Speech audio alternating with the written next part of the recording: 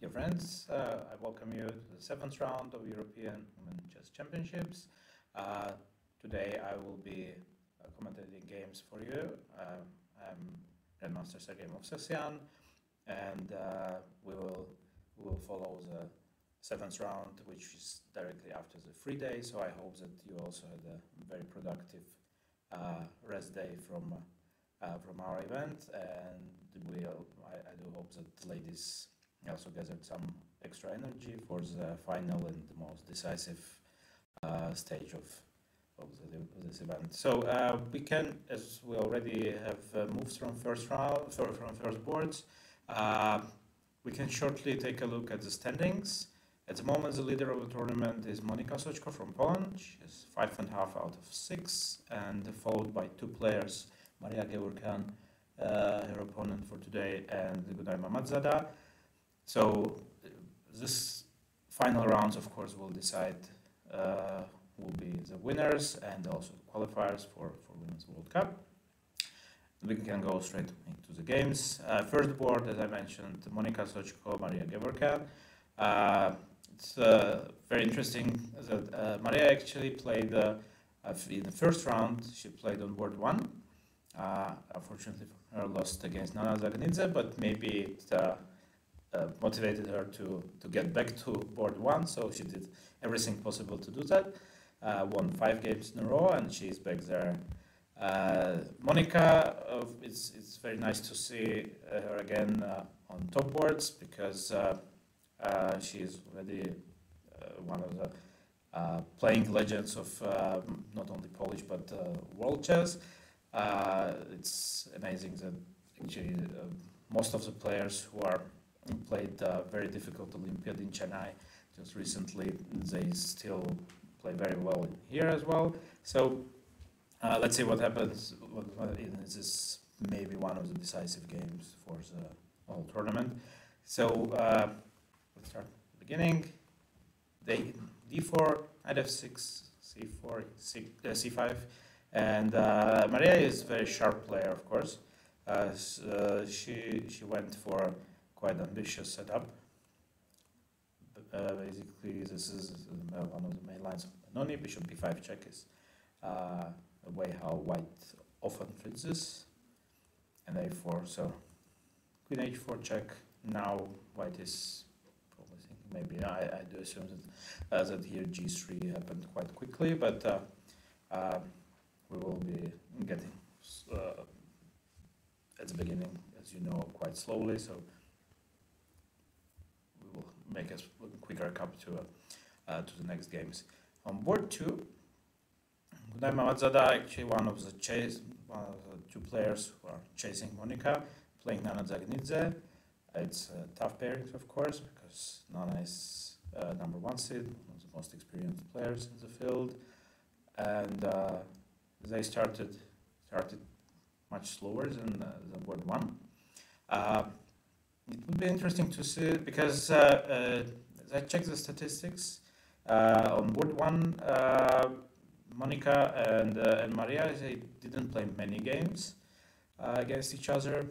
Yeah, I found only one blitz game. It was not very too much of information about that, but of course it's slightly different in case of board 2, because they played already 8 games.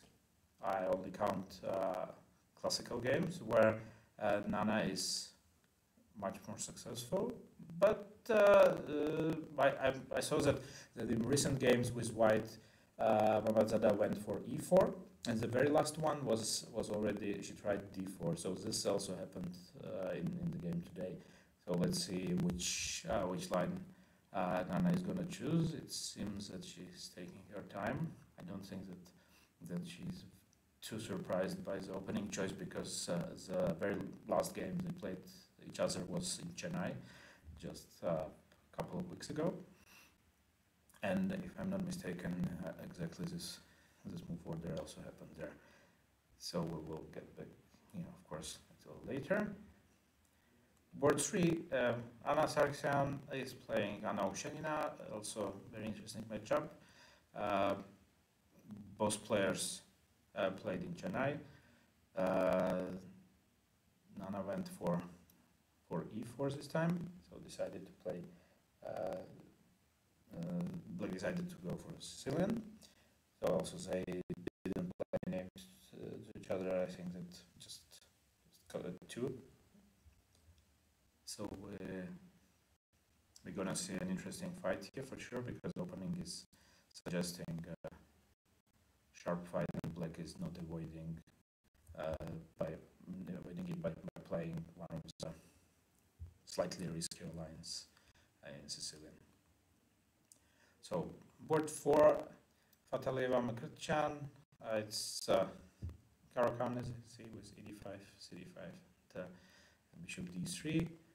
Most likely it's going to transpose to one of these quite common lines after c3, most likely here, and then Black has to pick either to go for a forced line with e5 or something else.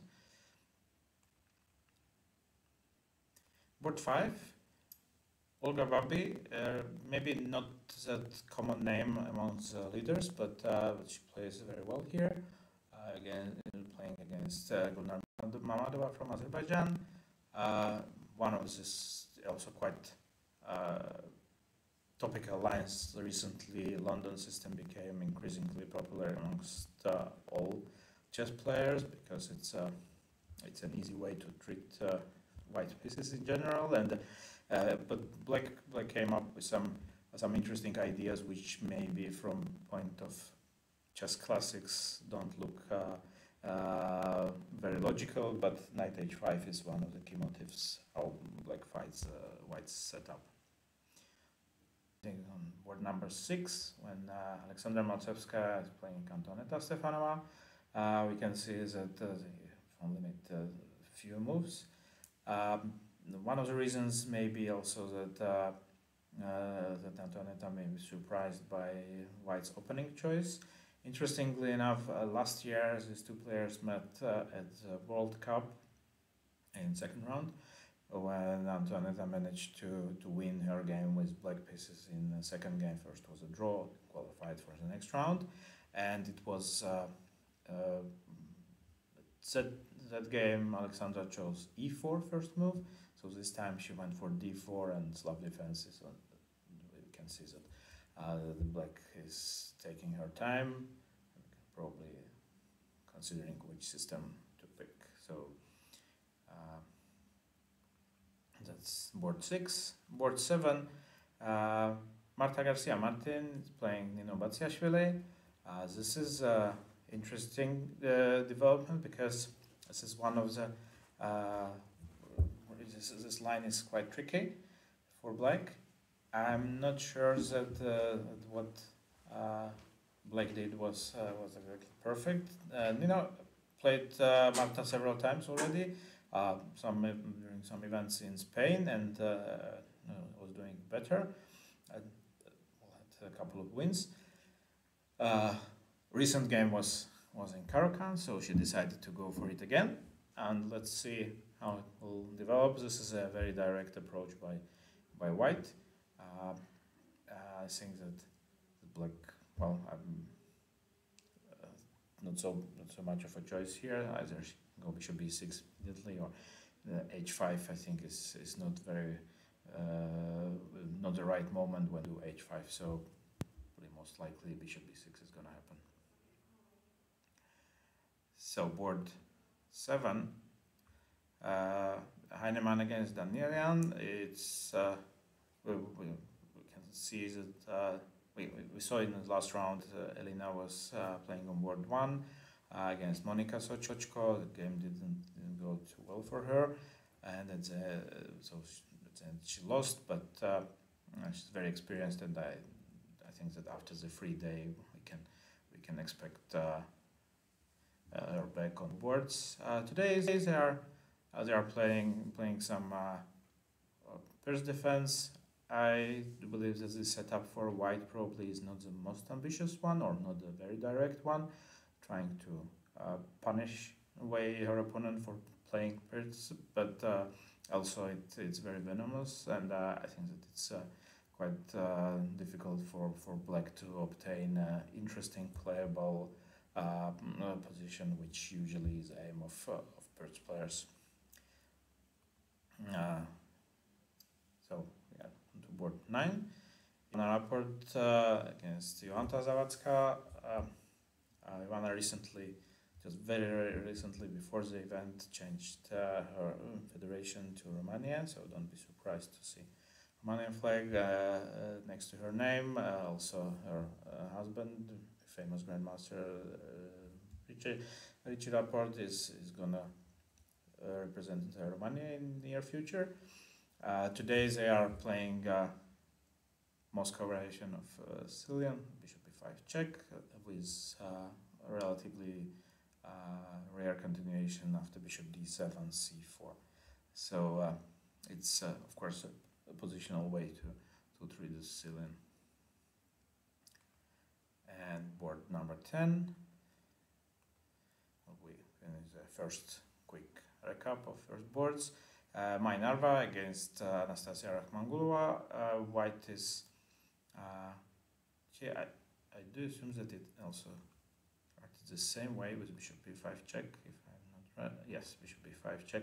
But here we can see a different approach by black. Just there are two main moves. Well, there is also knight c6 after bishop b5, but usually they pick between bishop d7 and knight d7. So against knight d7, a4. It's again a positional way of treating this line. I myself played several times exactly this line with white. So the idea is if black goes for g6, what happened in this game, white is trying to gain space on queen side and then retreat the bishop and play calmly positionally and basically stopping black's play on queen side or trying to stop it entirely. So there are some ideas for black, either to ignore this a5 pawn and then go b5 and still open this b file and trying to gain some space for pieces. There is another idea playing knight b8 here, for example, trying to use the fact that a5 pawn will require some attention. So there is also another. These are two main options of black. So we'll see which one is gonna black will choose. Well, b5 or b6 basically doesn't make any difference because most likely a takes b6 is gonna be next. So we can also check on local favorites. So if I'm taken on board 11 immediately, at the moment best Czech player Natalia Kanyakova is playing Teodora Ignác. They will also it seems that they are playing rather slowly, or let's say the opening doesn't really go too forced. I'm not sure if Natalia is surprised by this, because now actually there is it's nothing really special going on yet. So now she can pick, of course, from some options. One of them, bishop f5 and the queen f3 will lead to most likely will lead to an endgame directly, or she can go something more common and more normal, say like bishop e7 or knight bd7. Also, we have some interesting games. I noted one of the games on board 31. The reason is that I think both Martin Petter and we in our previous commentating day mentioned Eline Robbers. The Dutch player, played extremely well at the Olympiad and very young. And today's game is interesting because she's facing legendary Czech player Eliška Richterová, and the difference between them is almost 50 years in each, but it doesn't. You can see that they are on same number of points, so it means that they play very similar event, and we will see today if youth or experience will prevail, or else it of course can finish peacefully, but we will see. I'm not very sure that black's approach is very common here, because myself as a Sicilian player.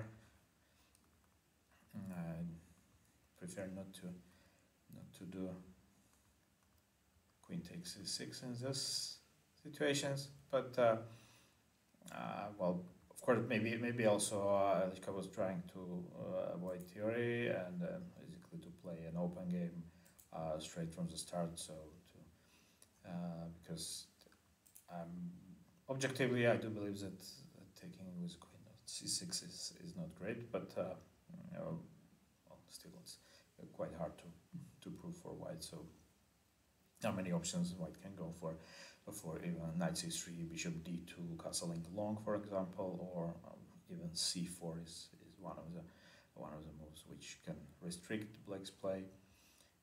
So we'll see what's going to happen here. There are a couple. Of course, there are many interesting games.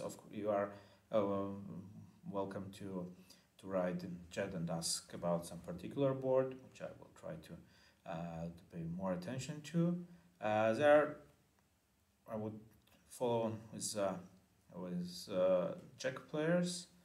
There's one game where two Czech players are playing. Two players representing Czech Republic are playing each other, and they know each other very well. Teresa Rothstein against Julia Movsesian. Julia went for Caro-Kann, which is not her usual opening choice, but as they played already several games against each other, they know each other well. So I think that there was a reason for playing something else than usual opening. So it's again here we are quite slow in the opening, and we see what's going to happen there. One of the younger players who paid more attention to is also Anna Lhotska. She's board 37 and facing Tiaget. You can see that between the last game where barely 4 or 5 moves were done, here they are far ahead. They already have move 16. White is thinking it's for quite sharp variation of neither Sicilian, I assume. Yeah, how else would they get this? So white goes for most ambitious, maybe, or one of the most ambitious setups with bishop e3, and black goes e5, knight b3, and then a very modern way to treat white's approach, not allowing white to do g4, so they stop it with h5. Again, probably classical players would, say 100 years ago, wouldn't approve. It would be pretty. I think that they would be very much surprised about modern theory developments. But everything is changing, and evaluations of many opening lines change drastically. Ways of playing, also thanks to contribution of computer engines. So. Of course, h5 is very modern and very common thing to do. On b5, h3, white is insisting on trying to push g4. Black stops it. Then also h3 is a multifunction move because white also prepares f4 because knight g4 is not a threat anymore. So f4 is going to happen with a bit later. Queen c7, and now is the position where white is thinking, because, for instance, f5 is usually faced by bishop c4. Black obviously doesn't want to take on b3, but to put the bishop on c4 and then at some point try to push d5. So white has to be very wise how to treat this position. So leave them to it. You can see that computer suggestions are very different. Other one idea is a3 stopping b4 idea altogether, and the other one is g4, so a completely different side, absolutely different approach. So just see that the position is extremely rich, and it's it also looks like big fight here. So let's slowly get back to our top boards where some developments happened. Okay, after queen h4 check, g3, queen e7, knight f3, white is sacrificing a pawn. I would be very afraid to be black, frankly speaking, but it seems that she's very confident in what she's doing, because it seems that she barely spent any time till this moment. Computer is extremely unhappy with black's position. I also don't really like it, but I don't know, frankly speaking, I never analyzed this line, well, because with black I somehow wouldn't trust this position, and with white it occurred to me that there are many ways to treat this move order.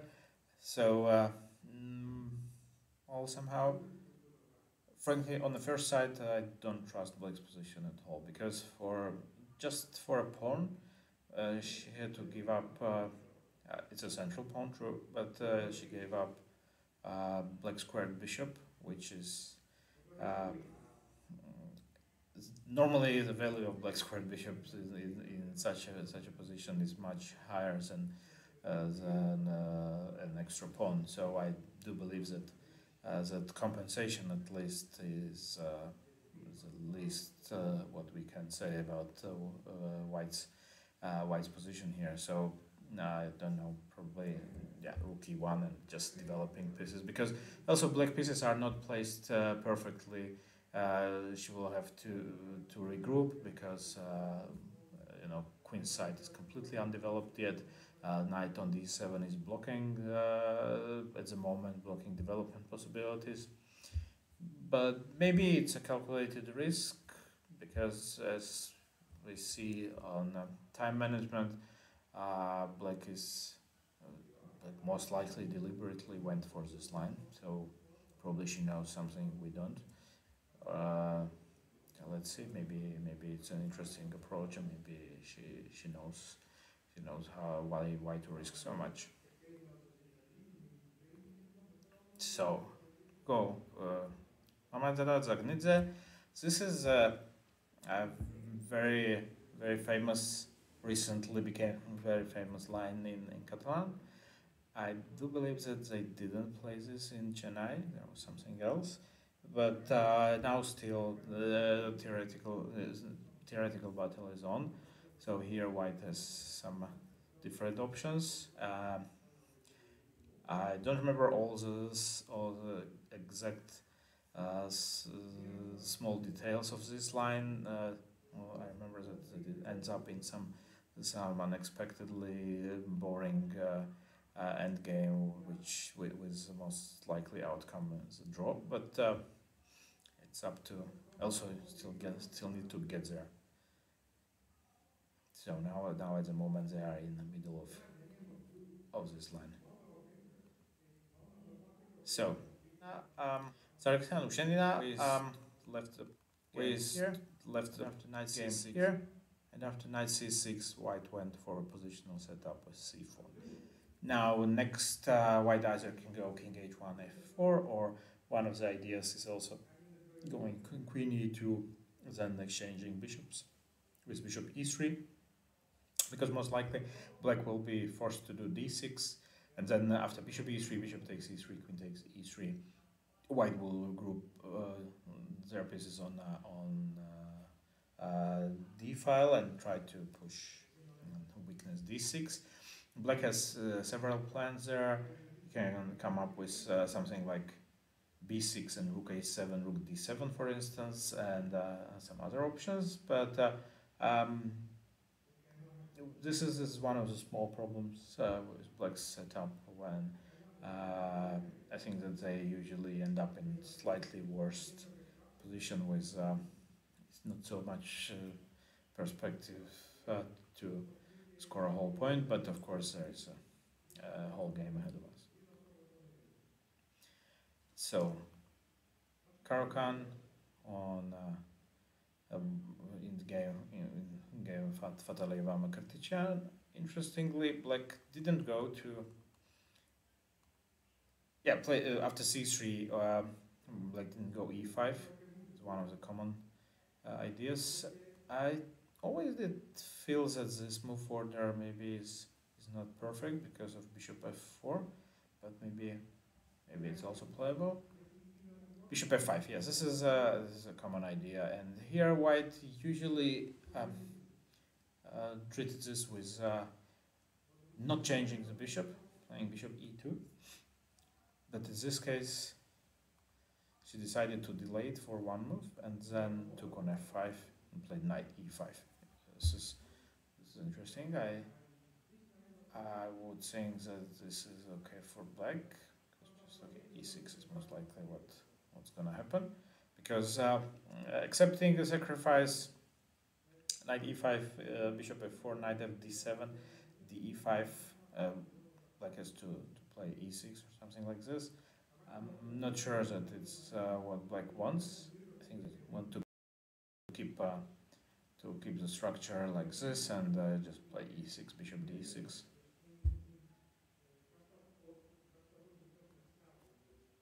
So,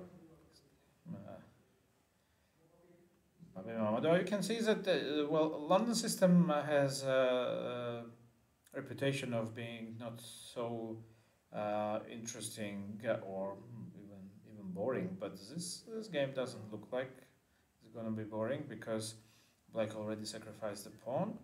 She's playing rather quickly, so it seems that she was ready for this. Maybe not so much white. Now black doesn't threat immediately to collect the pawn back, because queen a5 would be met by b4. But maybe one of the ideas which are quite valid in this situation, in this position for black, could be f6 e5, using the fact that black is ahead in development at the moment. So white probably, best what white should do is just develop pieces quickly, like bishop g2. I would believe that there is a compensation for the sacrificed pawn for black. So let's see.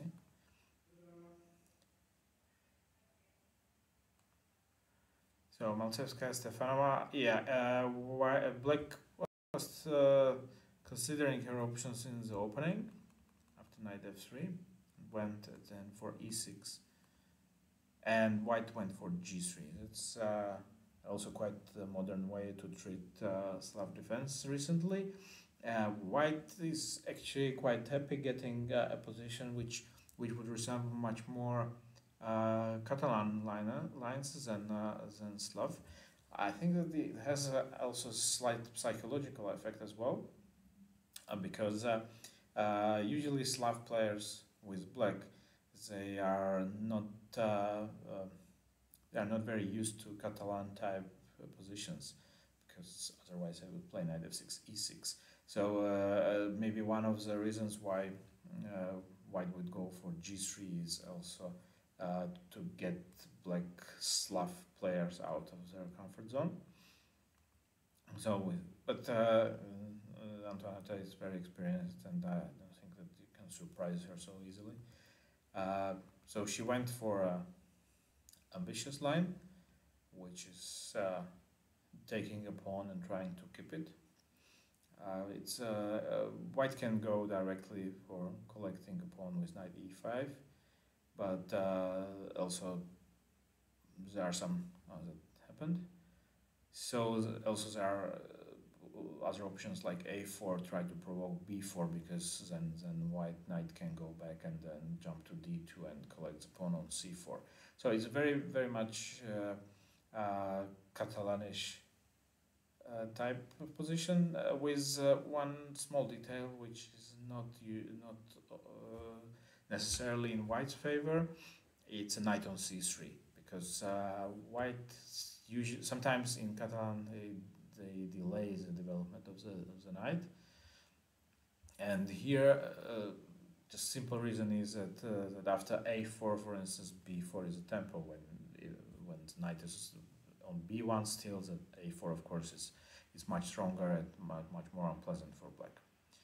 So knight d5 now black has several options, either to play knight d5 for instance, quite normal, but it's again a move which is not developing pieces really, or defending a pawn by playing queen b6.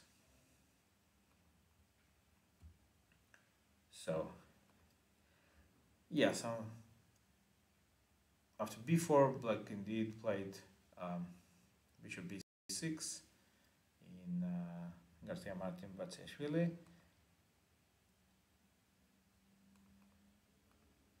So white went for knight f3, and after knight g6 played h4, which is quite aggressive, but I'm not sure that this works so well. Black went to queen c7. Now we have to solve some direct issues by protecting on e5.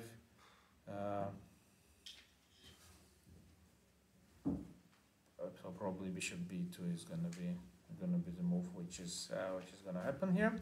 So bishop b2, knight c6. I have to admit that I'm not completely sure that this is a way to play with white, but because also b4 is hanging somewhere in process.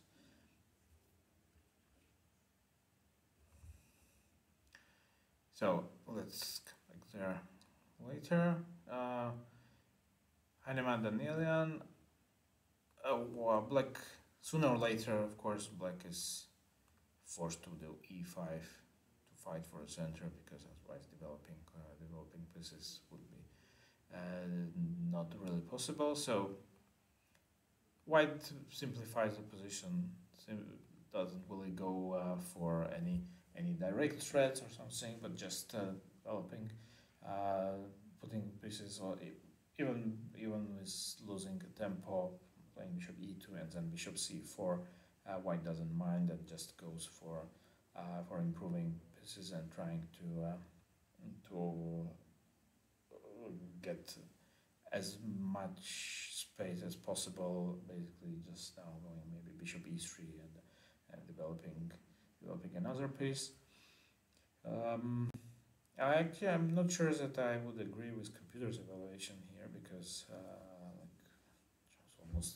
almost +1, which is by my point of view a bit too much, because otherwise black's opening wouldn't be very playable if it would be true. But of course, it's slightly more pleasant for white to play this. But Elena has a big experience in this line, so I don't think that she will mind computer evaluation much.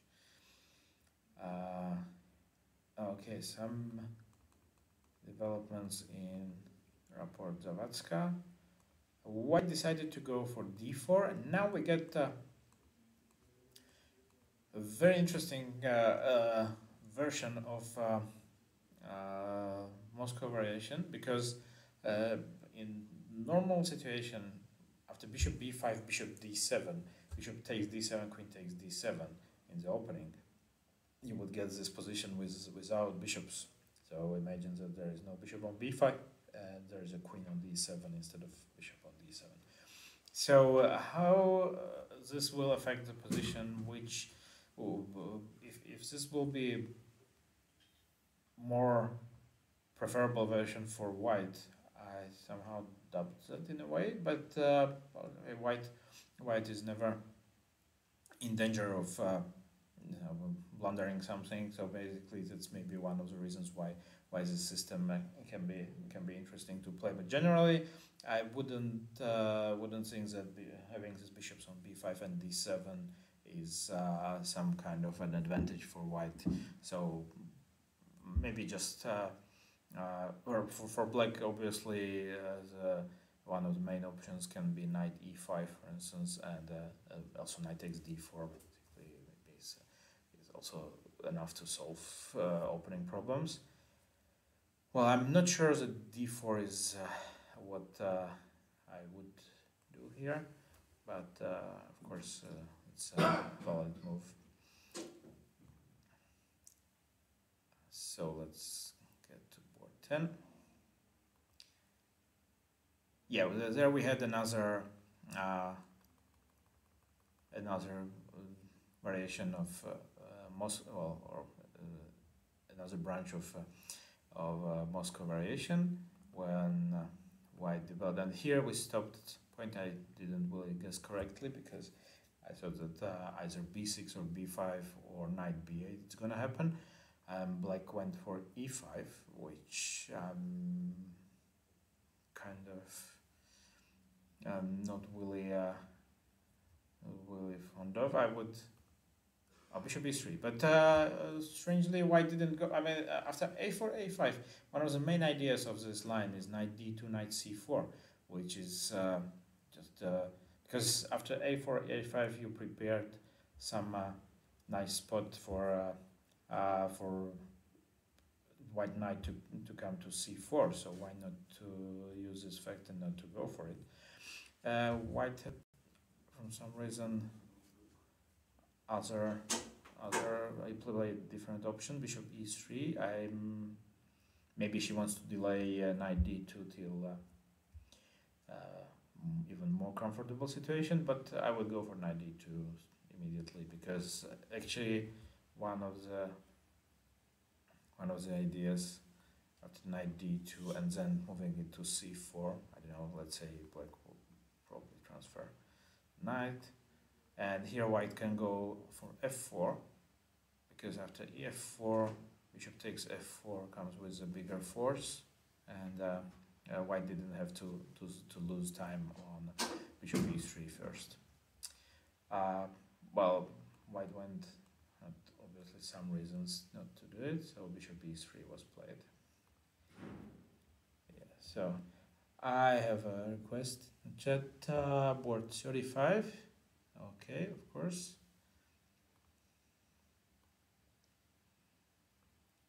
So it's a game of Blagojevich against Cyrilnik. Okay, very interesting. Already we have an endgame on the board. Knight e3, e6, g3. Yes, this move order is quite interesting. I did face this g3 myself several times as a black player, and I did try this as a white. Knight c6, d4. The idea of this move order, why white doesn't do d4 immediately, is that they probably also would like to put c4 at some point.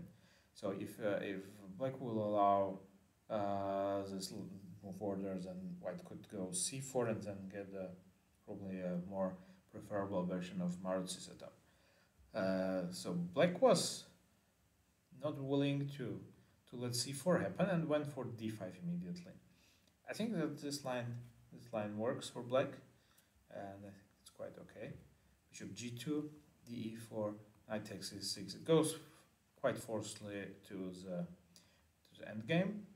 When black has, of course, black has some kind of weakness on c6. On the other hand, next move is going to be knight f6 most likely with tempo. Knight is coming to the game, and then actually also castling long for black with check can be a nice option. White has to be very careful how to continue development. I don't know. I would think that black is doing fine here. Well, time management looks like that black was ready for this turn of events, and white is not completely sure if she really wanted this. I don't think that black is better, but if I would have to pick sides here, then I would go for black, because if after knight c3 black would go simply knight f6 and then always have a knight d5 option. It's up to white. Okay, rook e1 happened. White wants to make some kind of artificial castling by going king e2, king f1 later on. But it doesn't. I don't think it changes much about what I said about the position. So I would be quite happy with black's position. So let's move back to our top boards. Okay, now, oh, we have another pawn. Okay, Monika Suchko decided to sacrifice one more. So instead of developing pieces, she decided that she can do it all with tempers. So bishop d3, queen takes d5, c4, another tempo, queen h5, bishop b2. Yeah, well, she's trying to play to work to make work this bishop b2 immediately. So trying to take control over the big black diagonal. When for black will have to solve still the development problems, but when the pawn from d5 is gone, then black can go knight c6 at least. So that's why probably I wouldn't go for this bishop d3, but well, it's for ladies it's quite natural to go for more interesting, and Monika is not the player who would be shy of sacrificing some extra pawns. But well, now we will see how deep the preparation of Maria was, because now she's slowed down a little. Probably she didn't expect bishop d3 as well. In any way, it's still quite surprising choice for me from black side, because as I know, Maria played the national team for many years in Armenia, so she would be definitely much happier on white side at the moment, because she also really likes to attack and to play with initiative. So I'm almost certain that she would prefer to have this position with reversed colors. So let's see how she will deal with defensive part of this game. Okay, board 2. As I mentioned, this still theoretical line. Bishop c3, I think, is a move here, and the theory continues. Then white has several options, and somehow I have feelings that we will end up in the end game, which I predicted from the very start of after this variation arose. So Shenina, and not much of a development here. White went for bishop g5, which I'm not really sure that I would approve, because I don't think that white bishop belongs to g5. As I mentioned, bishop, well, queen e2, let's say castle, and bishop e3 is much more common continuation here. But bishop g5, well, I'm not sure I like it, but the thing is that white doesn't really threaten anything with, and the bishop is, by my point of view, a little misplaced there. So black can use this even by playing knight e5, knight g6, and all computer suggests even some very direct play with g5, h5, which supported by bishop on a7 can be unpleasant. True.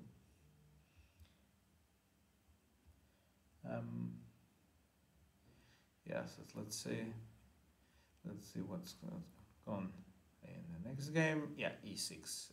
Just nothing really will happen here. So bishop d6 is gonna come, and still in pretty much open game.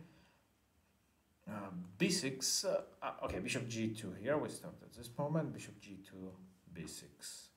Well, black wants to. She's playing still. She's playing very quickly, so it seems that she is still in the book. Queen a4. Okay, but this looks a bit artificial to handle the situation like this, because after bishop d7, you have to go bishop a3. Queen a3. Sorry.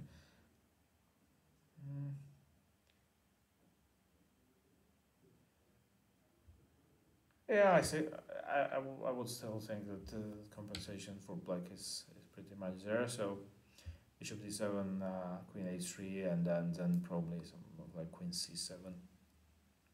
It's just trying to increase, because queen on h3 will be, it's protecting the pawn on c5, but otherwise it's misplaced.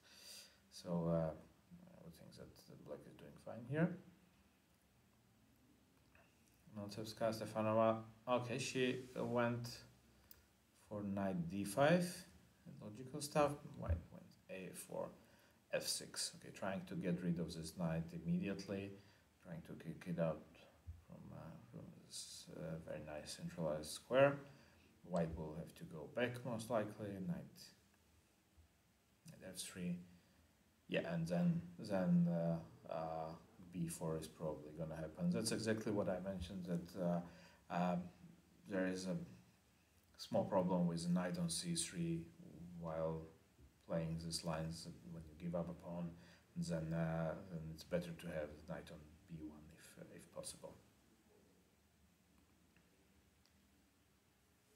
So Martin Batsiashvili.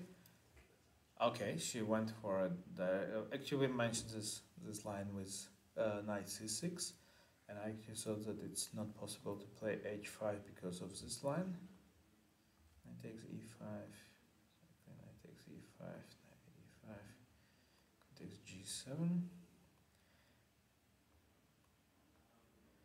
Because I thought that then black has a very quick bishop d7 and long castle, with some threat of queen c2 as well.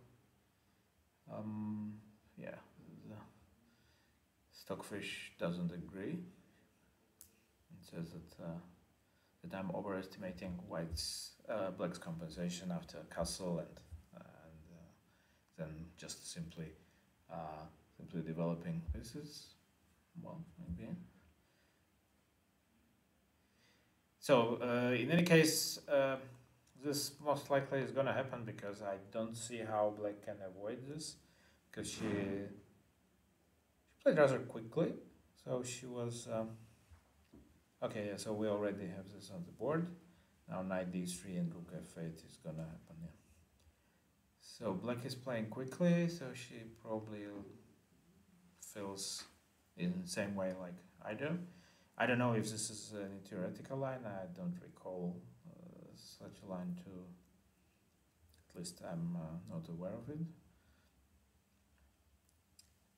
So I still believe that the compensation should be good for black, but the machine is not really, it doesn't really agree, and it's going to be up to the ladies to prove one of us wrong. So bishop e3 and queen b, knight f4, queen b1. Yeah, this is one of the original ways how to treat this position. The idea is quite common now in other openings as well.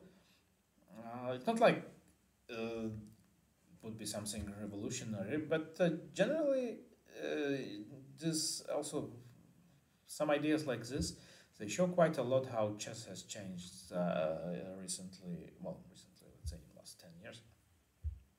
When the computers came in, and also probably some, because people are trying to come up with some new, more interesting ways to play chess in general.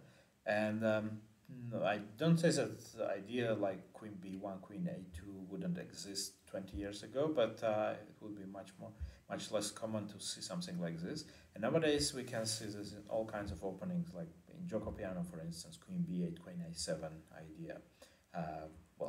First a5 instead of a6, just a very modern, very interesting way. But this is what makes chess a fantastic game. That it's so rich that even if you think that you know many ideas, still there are many things which are to be found, to be improved. To even if you know some idea in some position, it doesn't mean that you will always implement it correctly. So that's the beauty of the game. Well, black now after queen b1 decided to to move the queen to e7. One of the ideas is that probably the queen goes to f6 and just with direct threats like knight takes h3 and so on. So I have to say that I did suggest myself bishop e3, knight f4, queen b1. Somehow I'm not really convinced that this is a move, or something like knight d2 probably, but queen b1 is on.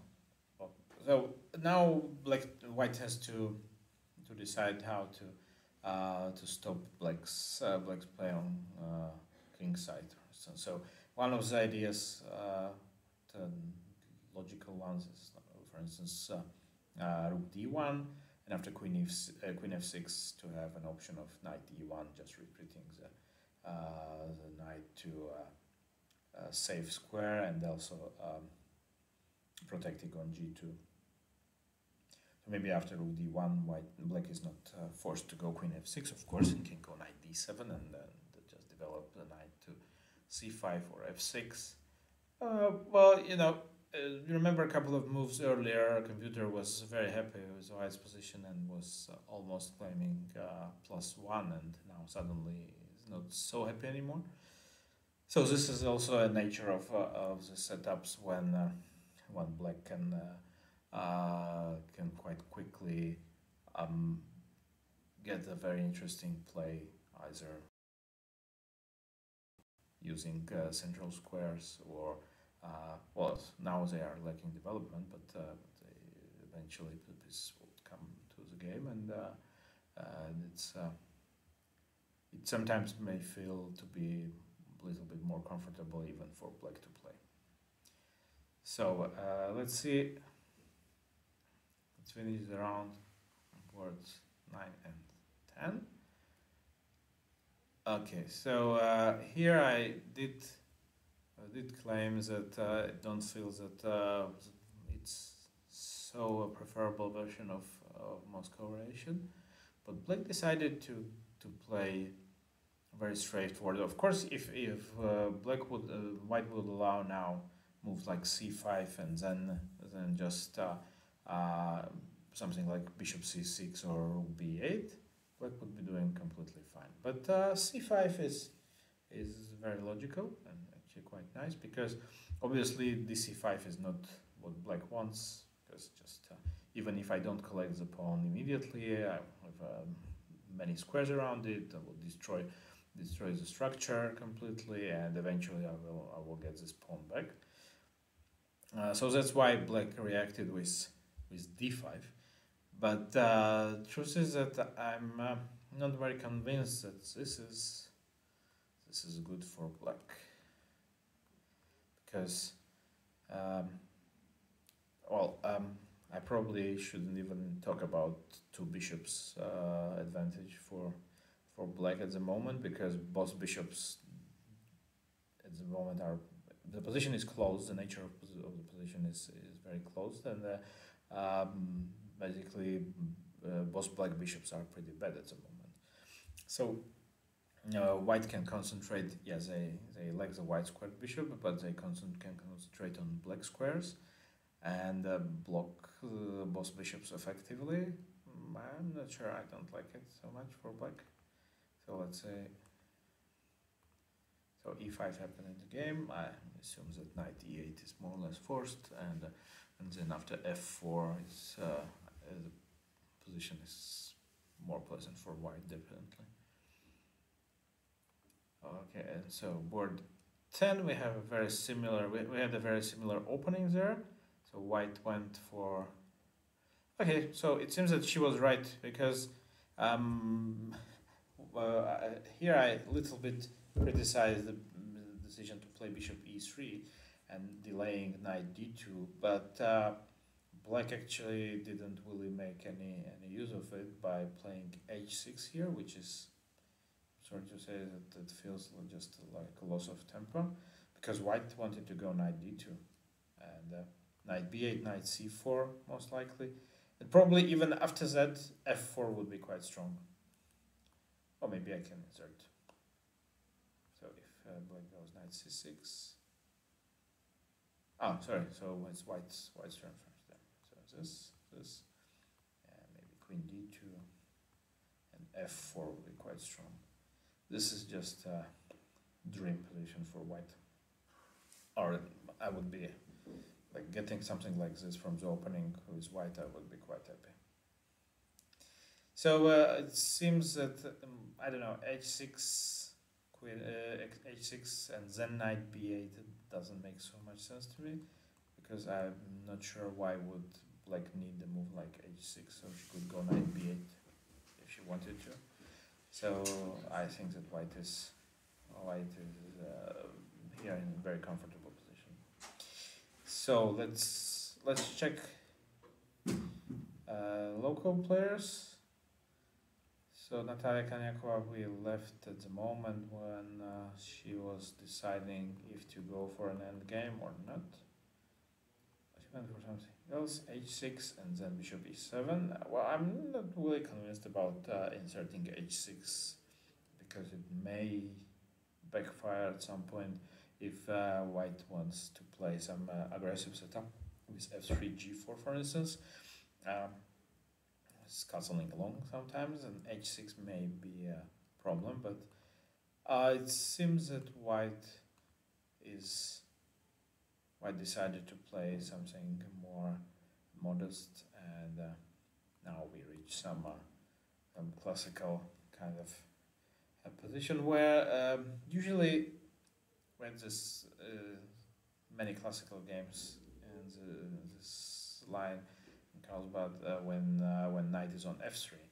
So the question is if white can make use of this slight difference when can take on e4 and the knight is not hanging. You don't have to go to d2.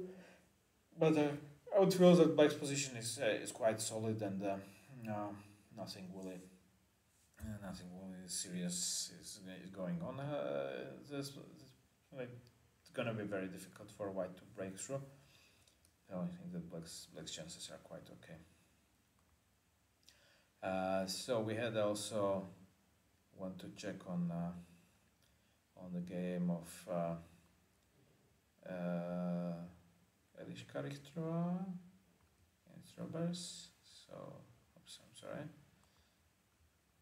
almost there, but didn't really manage to press the right button.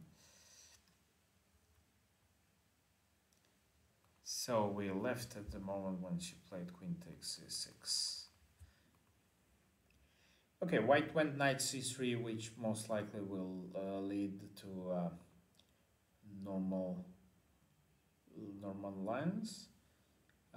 Bishop b4, bishop d2. This is what I was also saying, that white can go for this aggressive setup with castling long and trying to make use of this queen c6. Now eventually white would like to go knight d5 at some point, or maybe g4. Black has a tough choice now if to castle and expect some direct attack from white, or to try to make some useful move like rook c8. But it's also quite risky, because white can go simply king b1 and come up with e5 later on. Yeah, I'm not really... here I would definitely pick white, because it seems to me that white is a bit ahead in not only in development but also in the attacking chances. So, it's a tough choice for black here. And let's check also two remaining games, which pick was board 34. So we saw something very similar in the game on top boards. I think on board 4 was Fatalieva Makarchan, and I mentioned bishop f4 here. So it's of course also playable for black. Bishop f5. Yes, this is rook e1. Also in this game, it's that the white didn't mind changing the bishops. A6, okay, a4. Or white doesn't want to allow b5. Knight e8. Knight e8 is interesting but a bit strange move to me because I'm not completely sure where this knight is going. Knight bd2. Well, we will find out shortly where the knight is going. Probably knight to d6 or something. I think the position is about equal, most likely.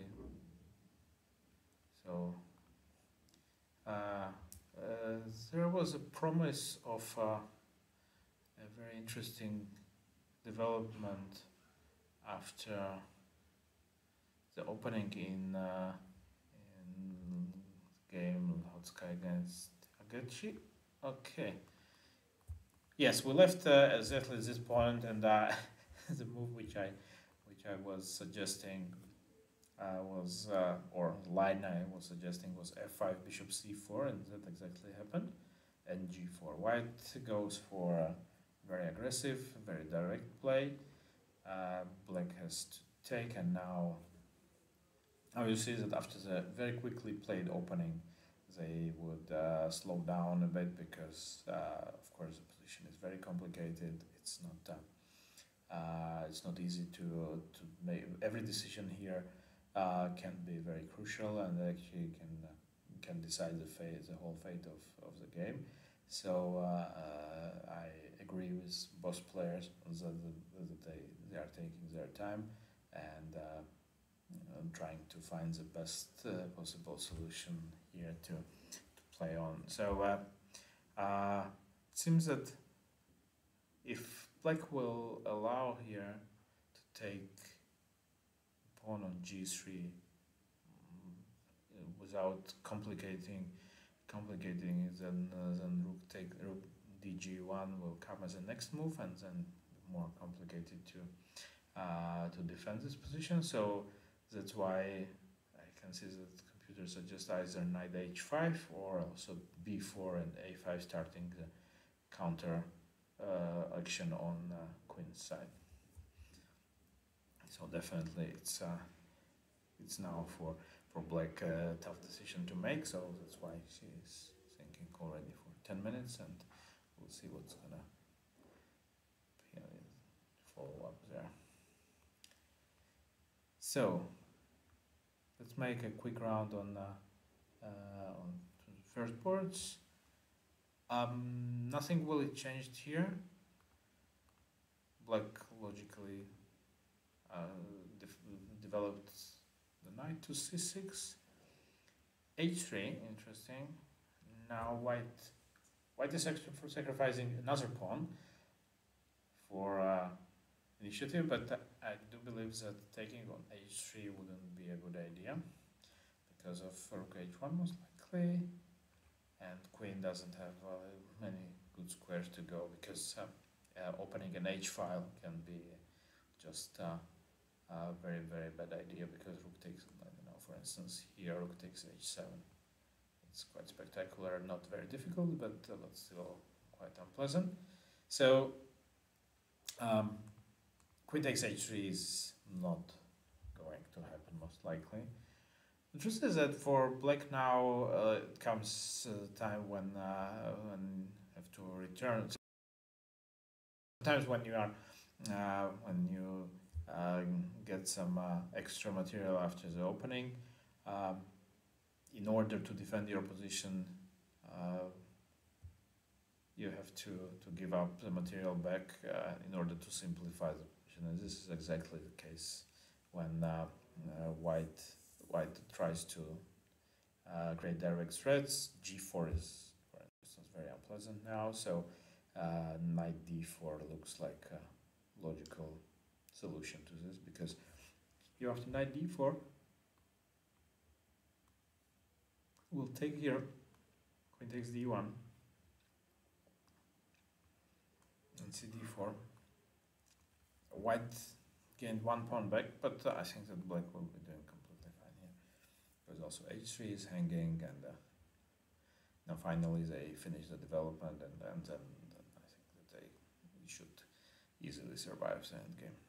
So, of course, knight d4 is not the not the only obvious move here, but also it doesn't seem that black has any good options anyway. So most likely, even by eliminating other options, knight d4 is going to be played. So board 2. And I'm still thinking here. Wow, it can be. She's thinking for 40 minutes here. Well, the danger of some forced lines is that if you are not completely sure about move orders and the outcome of it, it may sometimes be a big problem, because if she doesn't remember that bishop e3 is a move here, then probably she would face some problems, and that maybe will happen, because 40 minutes, yeah, not very common to spend so much time in a position which theoretically should be in preparation still. So now Shenina, you can see that she's a very experienced Sicilian player. So she felt that actually going for g5, most likely follow up h5 here. Another option is, of course, to block the black bishop by playing e5. That also makes sense here, instead of just killing off the bishop while white has to go maybe king h1 or something, and then it's very common for Gioco Piano as well that black doesn't care about king's position on king side and just goes for g5 in order to solve the pin. So okay, computer is even much more happy about h5 here. I'm not sure I do share this feeling, but it's definitely a move to consider. I personally would expect e5 more than h5, but we'll see. She's already considering this options for around 17 minutes, so we'll see what's going to develop there.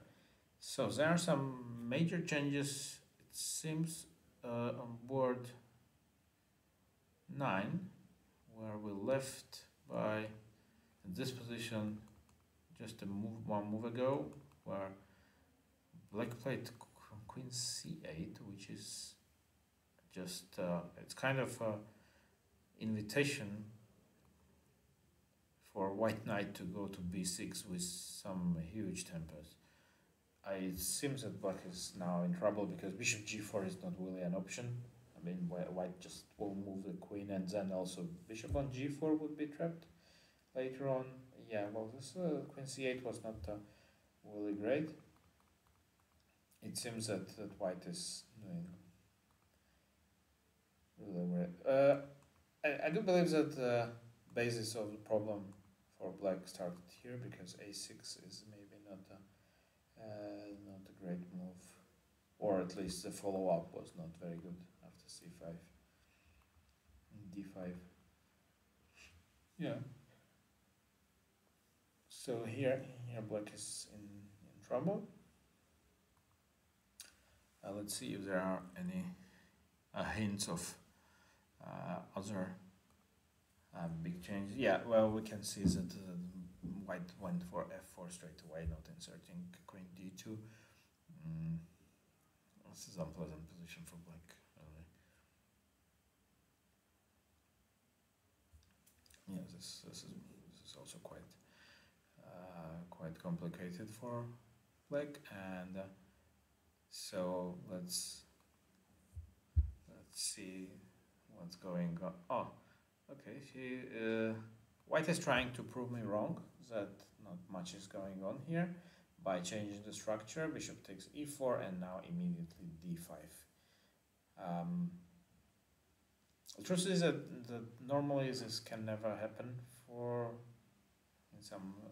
This idea with d5 cannot be used in these lines, because normally the knight is on f3, so he has to spend some time by retreating to d2, and then knight f6 is gonna come, and the d5 will not become an option.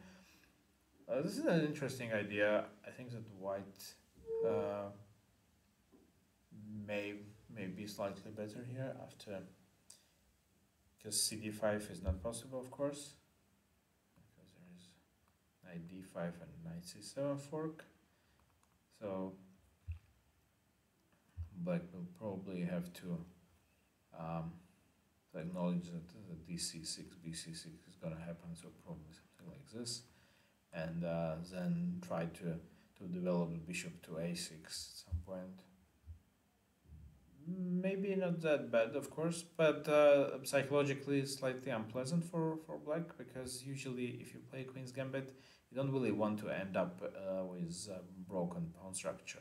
This is one of the reasons why you want to play one of the most solid openings in the world. So, and usually you are not really asking for some unbalanced pawn structures and weaknesses. So maybe it's not going to be an easy choice for black to make here. So let's see what's going to happen, and we probably come back to all the games from today after a short break. Thank you, and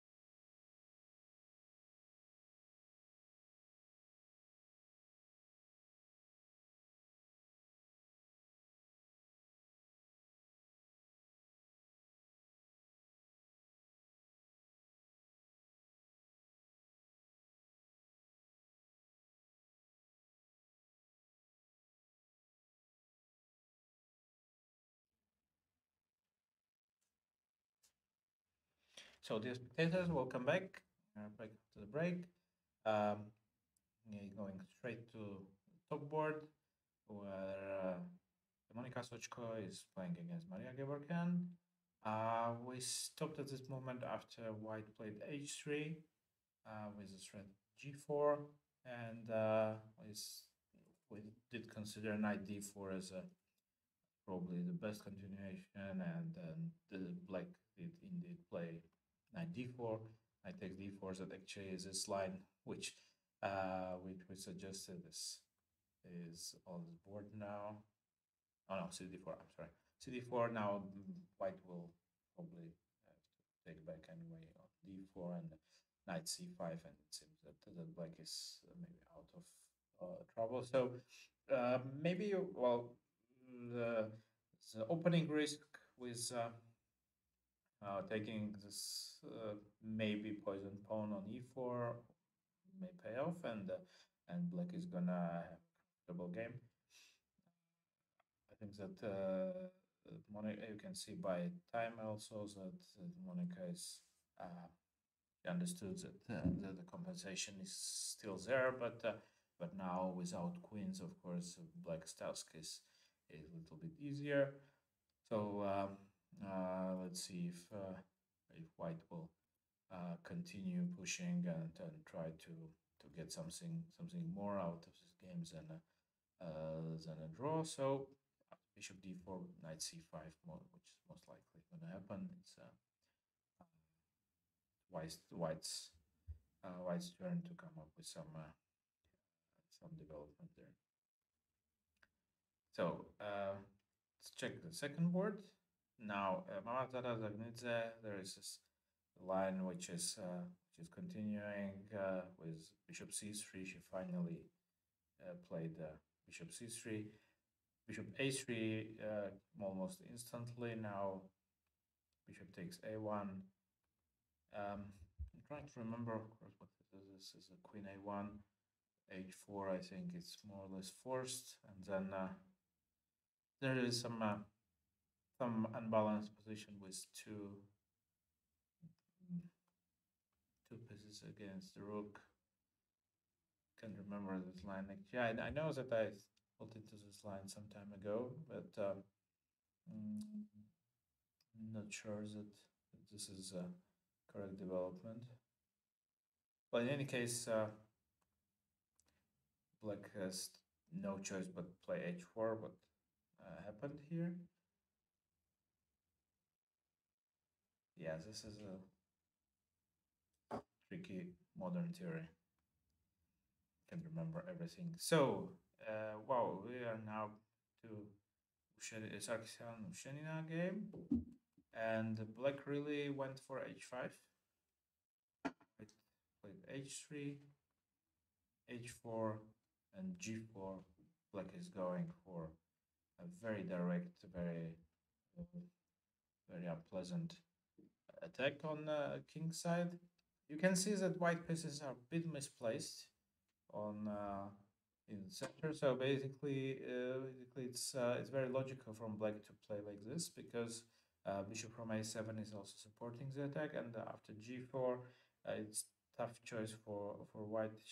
Most likely have to sacrifice some pawns in order to survive the direct threat. So hg4 doesn't look very nice. Hg4, knight g4, yeah. Well, this is not exactly what we want from life. So now it's a difficult situation for Armenian player. Board 4. Okay, there is some interesting development here. Knight e5, e6 said that the position looks about equal, but bishop g5 is a bit strange. e4. It seems that black just improved the structure, and it's gonna be maybe simply more pleasant, because white lost some time with moving with black squared bishop here and there, and knight is still undeveloped on b1. Meanwhile, black just improves the structure, controls the center as a beautiful knight on e4. Well, I think that black is doing definitely doing fine at least. Game which at some point is just assumed that black has good compensation. So let's check what happened here. It's after queen a4, black went bishop b7. We suggested bishop d7, knight b3. White is playing logically. Now the difference is that black didn't force the queen to go to a3, and they now white could quite comfortably develop pieces. Finished well, managed to castle now, and maybe the compensation is not that great anymore. Maybe it's just well, can say that it's just a pawn up because still there is always a two bishops advantage or bishops pair for white for black, but maybe it's the compensation is a little bit less visible, at least for me at the moment, than after the opening. So white can probably just develop further, play like AD1 or something like this. Yeah, maybe the black missed chance to have the conversation in more visible way. So Maltsevska, Stefanova, oh, this thing is something changed a lot.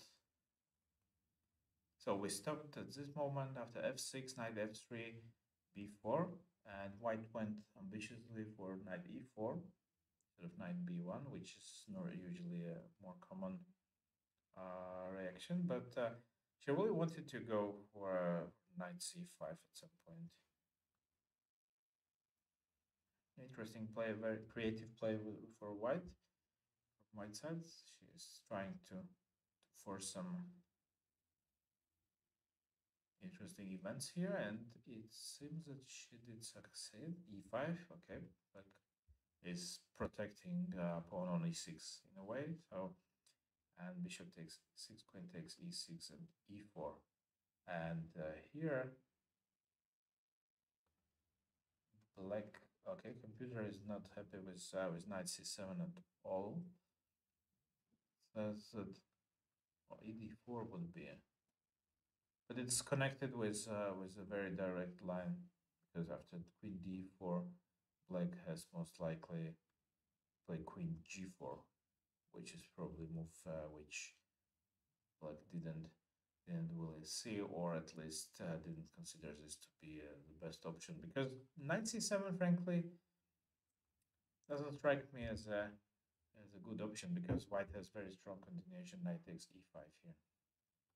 So this is a typical point because after f5 there is queen h5 check, and black is in trouble because g6, queen takes e5 is not possible, and yeah, knight takes e5 is very strong. Yeah, and I would expect white to find it because it's yeah, to take a central pawn with such a force and just centralize the second knight also. So it's quite obvious that white strongly considering is that black should be doing well here. So let's see what happened in the game.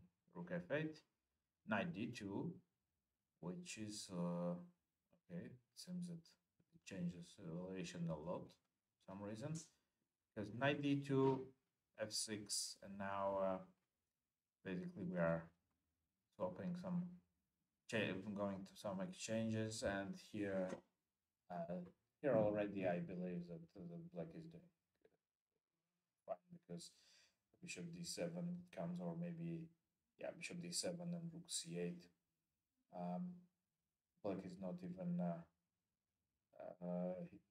she didn't have to sacrifice anything. It's very comfortable to bishop's pair, and And I think that black is simply better here.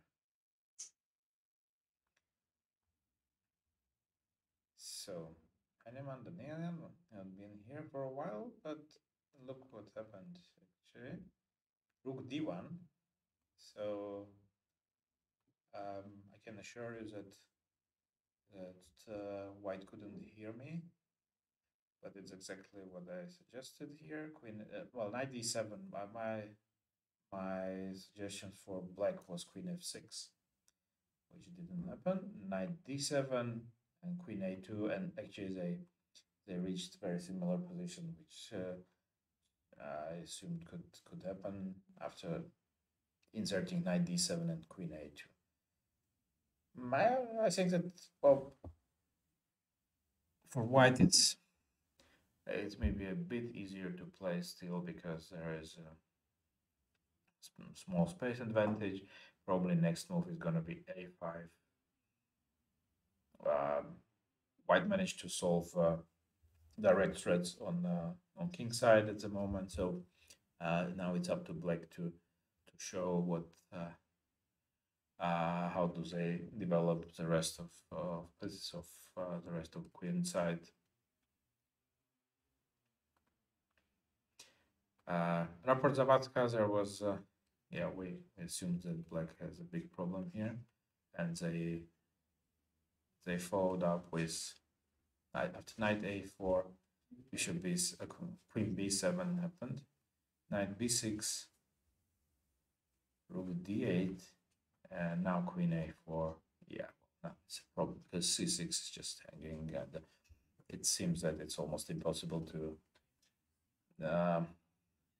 protect it.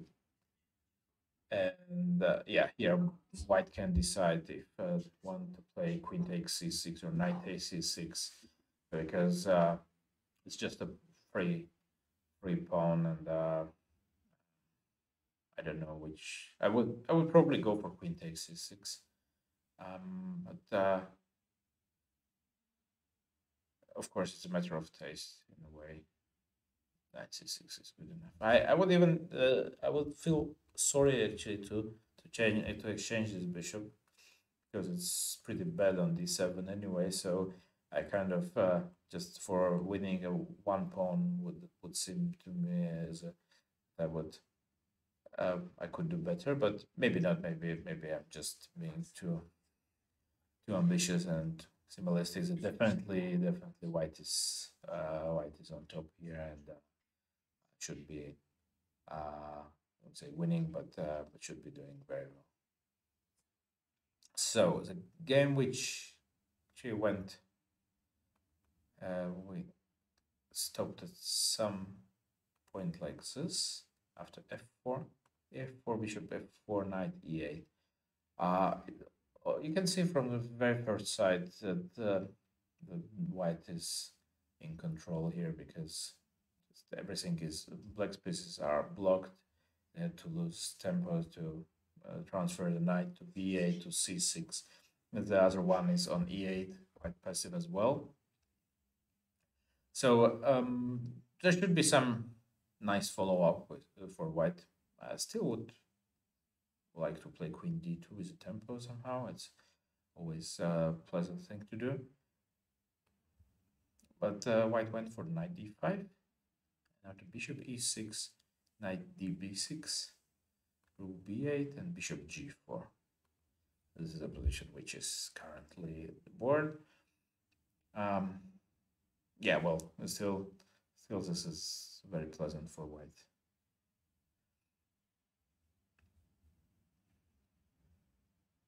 So, board 11, when we left at this particular moment, when d5 happened. So black, as I assumed, had to accept the fact that she would have to deal with weaknesses, but it seems that white is not interested, yet at least, and wants to get just a comfortable slight edge after exchanges in the center. Knight c3 is most likely the move which is gonna happen. You just can put afterwards to kick out the bishop from g4 by playing h3, then slowly surround the e4 pawn. Yeah, it's a very pleasant edge for white.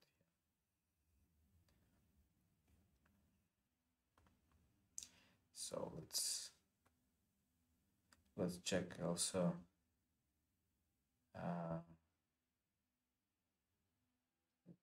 this game which we highlighted. Oh, I highlighted a little bit. Roberts against Victor. So at some point we left when black was facing a difficult choice here, if to castle or delayed. Okay, she went for rook c8, g4. White is launching a direct attack. In castle now. King b1. Bishop takes c3. It seems that black, I don't know, maybe she was not forced yet, but maybe she didn't really want to consider knight d5 from white side on every move. So she decided to solve the problem straight away by taking on c3 and playing d5. Now the idea is that if white would try to play bishop takes f6, then black definitely could insert a move like de4, and well, endgame would be still slightly better for white, but maybe it's unnecessary. And after d5, white went for e5, knight e4, bishop d4. Now it's very unpleasant for black because you can see that the bishop on b7 is quite bad. There is no, well, it will take ages to launch an attack on queen side while white is already preparing to go f5 or, well, yes, this is just probably some kind of French defense went terribly wrong for black. So I don't see this as a very, I don't see very good perspectives for Eliška here. Not sure, well, I'm sure that she didn't want to get such a position after the opening, but of course sometimes we are forced to accept facts. Another game which we visited for a while is the Rothstein Movsesian. There was after the opening, black went for somewhat artificial, I think, transfer of a knight to d6. Before, interestingly, I think the normal course of this games in this line is that black is launching a minority attack on queen side, and then white is trying to play in the center. But here it's somehow the other way around, that white is playing on queen side, and black somehow doesn't. Well, at the moment, I think that it's quite pleasant position for white. a5 now, she wants to transfer the knight to c5 most likely. So I'm curious what black is gonna come up with here.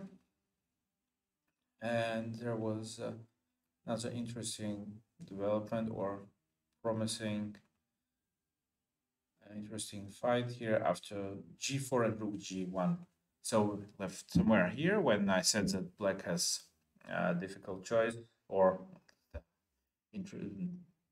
has big choice of different approaches. b4 was one of the moves, but black went for more obvious knight h5, and knight e2 seems to be not be the best here, because black played very directly, very simply, just protecting a g3 pawn, giving it up.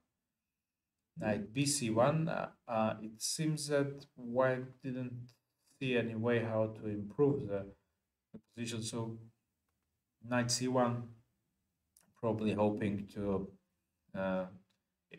collect the bishop after the exchange, bishop d3. Maybe b3 is the next move for white, but hard to say. I'm not really sure if white has these threats here.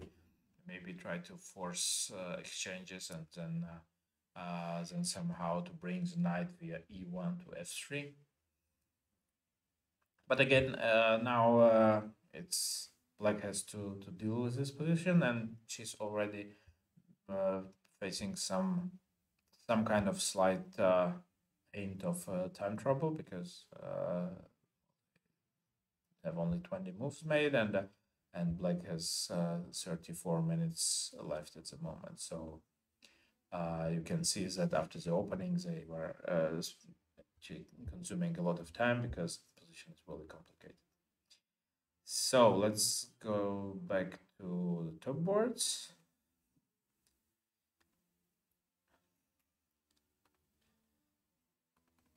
Yeah, bishop takes d4, knight c5, quite obviously.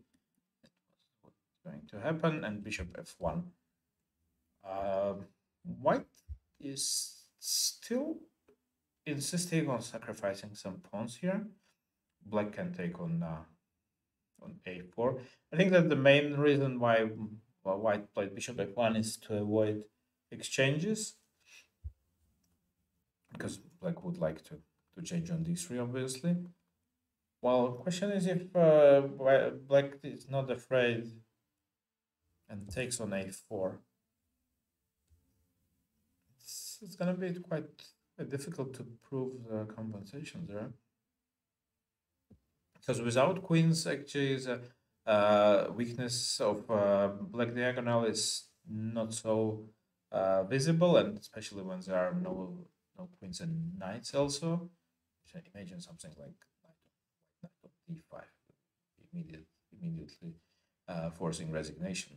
But there are no knights, no queens, so there are only not so many attacking possibilities anymore. So Black should be doing completely fine here.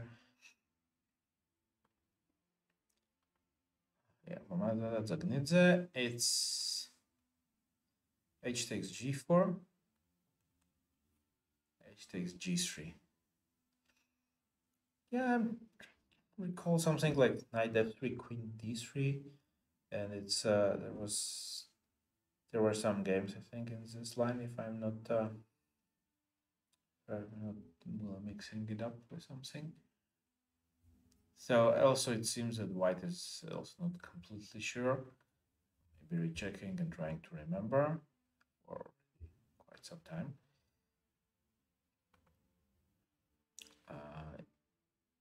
Yeah, well, Sarkisyan Ushanina e5, and she didn't take on g4 as I suggested, but played knight d5 immediately.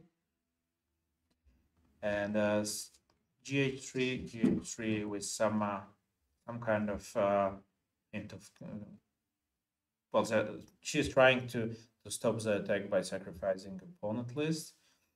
So maybe bishop h3. I thought that bishop h3, queen f3 could be possible, but 3, queen f3.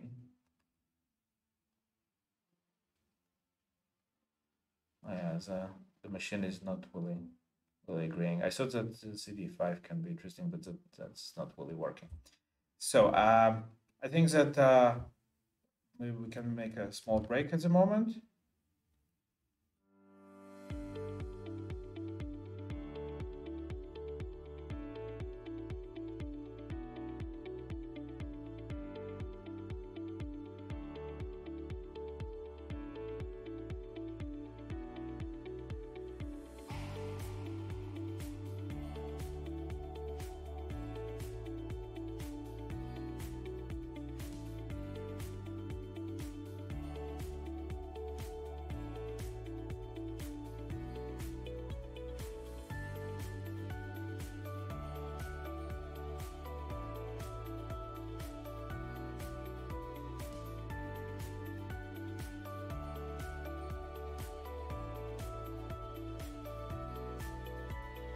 During an event to live commentaries. So thanks a lot for coming and willing to take some time with us.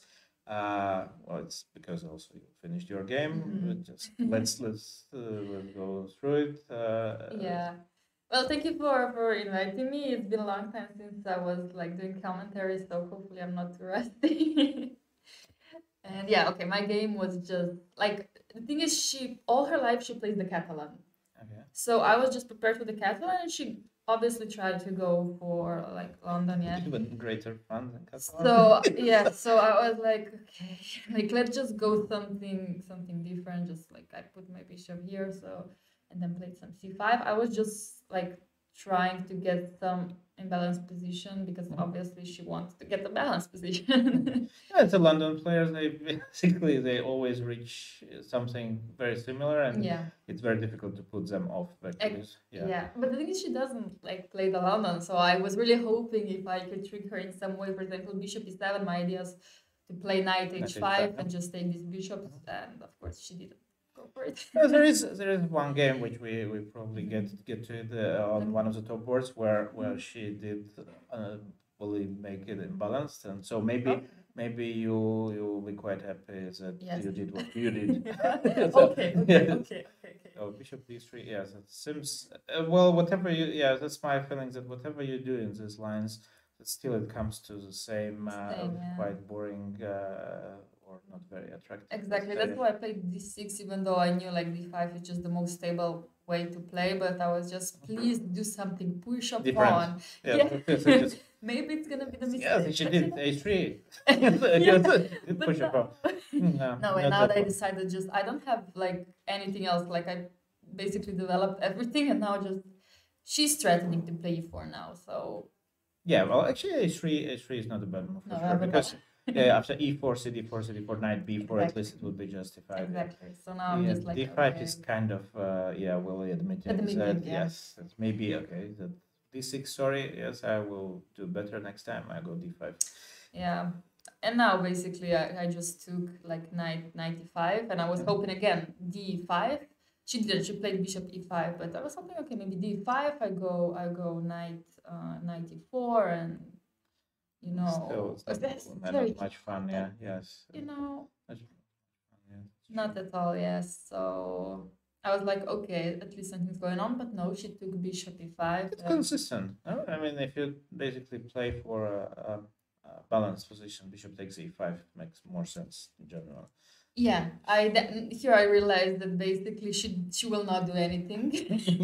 So I just played knight e7 and I was like, okay, I offer a draw. Like you were gonna play bishop h2 or bishop g3, and you know what am I gonna do? Like go knight f6, yeah, or bishop f6 or like rook e8. Doesn't really matter because whatever's gonna happen is just equal. Yeah.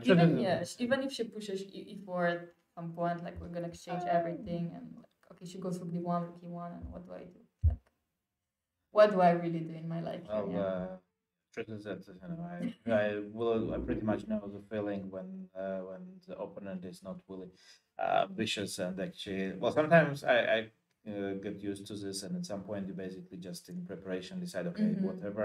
If you play a strong opponent, well, really ambitious one, but okay, draw is also a good result. I understand for in women's event, it's not very common to have a shorter draw, but when an extra 3 days, it's not so bad. Yeah, the thing is, I was like very tired today for some reason. Even though yesterday was a free day, I was part of also women's conference. So and also I wanted to visit Prague a bit, so I was walking a lot yesterday and also like speaking a lot. And I woke up today. I was a little bit tired, and I was not sure if I really want to continue like playing this balanced position, knowing that my opponent's not really gonna go for anything, for any like opening. And I was like, okay, yeah, let's just take this day, the rest of this day off. Yeah. Yeah. Well, no, it's of course it's very well. It's quite unusual actually, because I mean in women's event it's quite surprising that in men's event actually it's not. It would be you would see much more games like this. Truth is that the position here really it's not nothing. You don't really. It's nothing you would really ask for Christmas here. So well, but okay. On the other hand, you didn't have to to spend another 2 hours sitting and watching this game going on, and you Yeah. never know which result would be. And Yeah, and maybe you make a stupid mistake, or like, okay, it's obviously possible my opponent makes one too, but it's also possible that I make one, especially because in the last two games I did not play exactly brilliantly, so I kind of lost a little bit of my confidence. okay. And of course, that's also one part of the reason for my decision today to just, yeah, just be Yeah, quiet. I do hope that after the commentary you will not regret your decision not to stay and play this game. But No.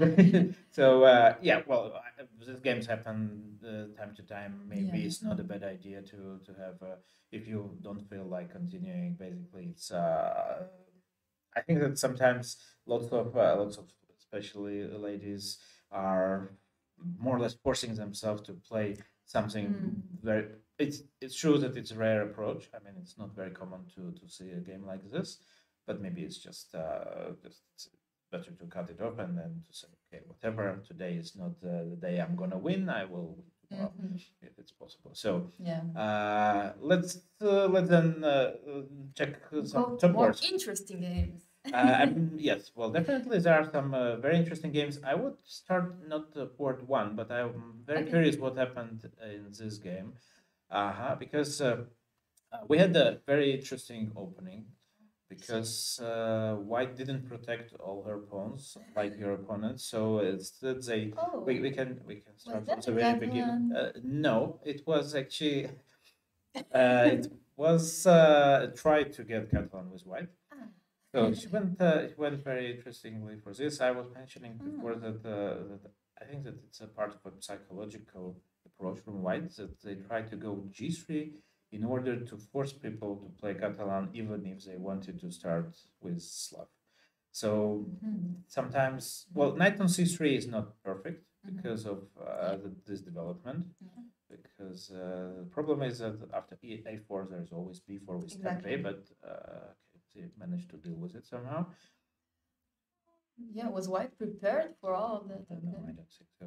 It didn't seem like a big prep here, but maybe she just. Well, the thing is that they played a match in the World Cup last year, and Antonetta won with Black the second game. So first was a draw, and the second game she won in some Gioco Piano. So this was probably one of the reasons, partly why White wanted to play D4 in the first place. I wasn't prepared for the Slav, maybe. Maybe it's hard to say, but Yeah, she played so many games in Slav that I'm sure she couldn't really miss Slav. Slav was A6 many times, so cancel 97. The thing started to get interesting here, really. So after Bishop H3, Knight C5, this looks creative, interesting, but here there was a key moment after E4 when Black had this option of taking ED4. C5 is hanging, so Queen D4 and Queen G4 was, but maybe not so easy to spot this immediately because the idea is ED5, Queen takes D4, and then take on C5. It's nice endgame for sure. But she didn't do this. Well, maybe yeah, it's not very. I think that it's not very trivial. But the problem is that I think what happened was that she missed that after knight c7 there is this super strong knight e5. Just f5, queen a5, queen h5, and queen takes e5, and well, yeah. Yeah, of course she must have missed it. Otherwise, you don't you have to consider all your options. As a commentator, I'm trying to avoid saying, of course, she did miss it. Well, yeah, I understand it, but most likely, this is what most likely happened. I mean, you don't Yeah, don't go for this deliberately if you see knight e5. Yeah, that's what I agree. But the setup, I'm trying to avoid because knight e5. When you see it, actually, it's. Of course, when you see it on the board or when you see it like in Jen's suggestion, or even when you see the idea, it's easier. I mean, you say, "Oh, it's 5. But of course, during the game, it looks completely different. Because I think she was calculating all these lines. I think she was considering ED4 and she was considering like maybe even like 97, maybe even some like different move at the end. And yeah, when you like look at so many lines, then of course she probably spent a lot of time too. You kind of just sometimes miss such an easy move. Sure, sometimes psychologically what happens is that you calculate some ED4 and you And don't like like much. something and I said like, Yeah. okay, come on, I just go knight c7 not to calculate Yeah. anything, and then you do knight c7 and then something like this comes and okay, this was not great. And yeah, for it's very I mean to give up central pawn like this with direct threats of queen h5, and also time-wise she's not doing great. Also, it's surprising with Antonetta, because I followed a little bit more. She has time problems in this event for some reason. I don't know, either she didn't play for a while, and somehow here she is not really managing her time well. Game against Gevorkian, very similar, just spent lots of time, didn't find the best continuation. So here it's quite tough for her. After 95, also position is unpleasant. So I don't see actually what she has to do here. Just some desperate attempt like queen h3 or something like this comes to mind, but that doesn't really look promising at all. Oh, yeah, like she had such a good position and just one move basically threw it all away. Oh yes, this was complicated. It was not very obvious at all.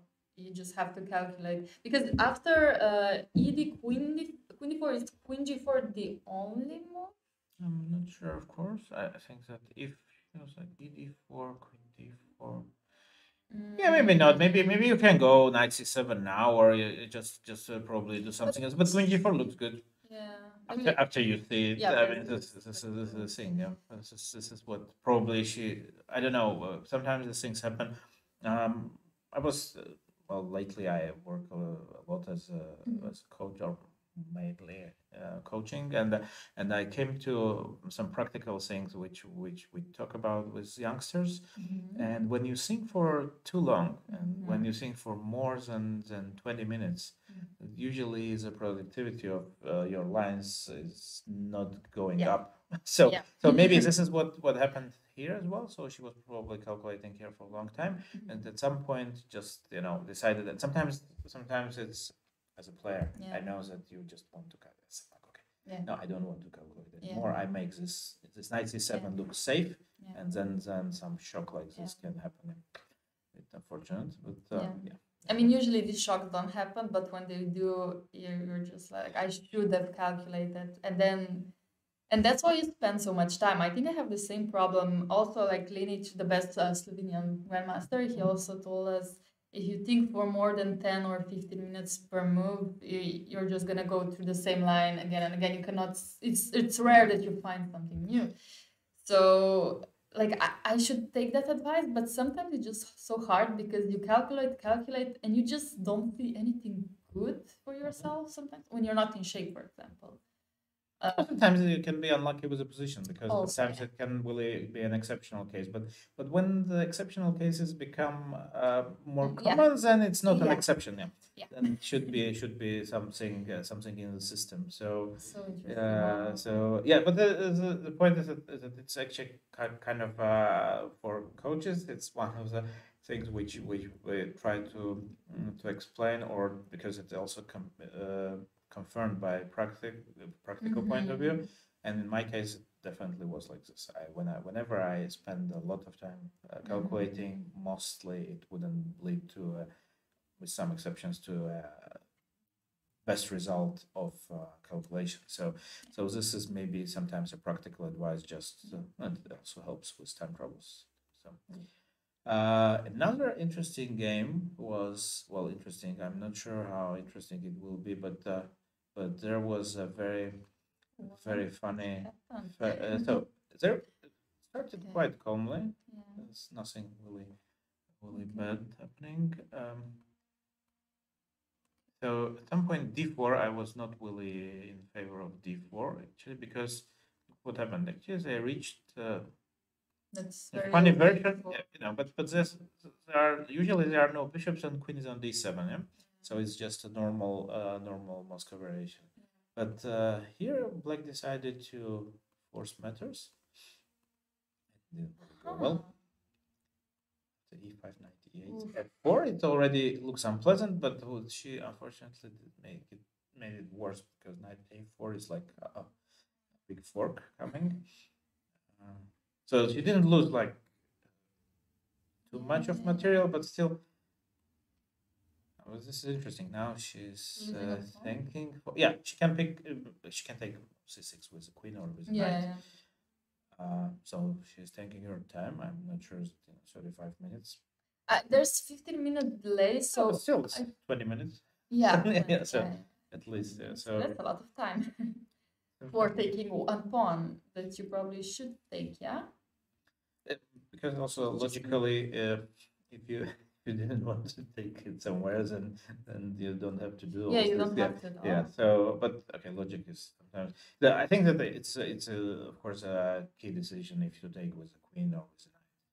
So I would be most likely in favor of taking with the queen because it's also a bit safer and yeah, you get passed pawn, which is more well. Knight c6 probably can be stronger, but as, Yeah, okay, both is very good. yeah, yeah. I Well, see that now, yeah. There's some tricks in each line. I also think I prefer queen c6 just because you would prefer to go to this endgame and then just go back knight d4 and then push.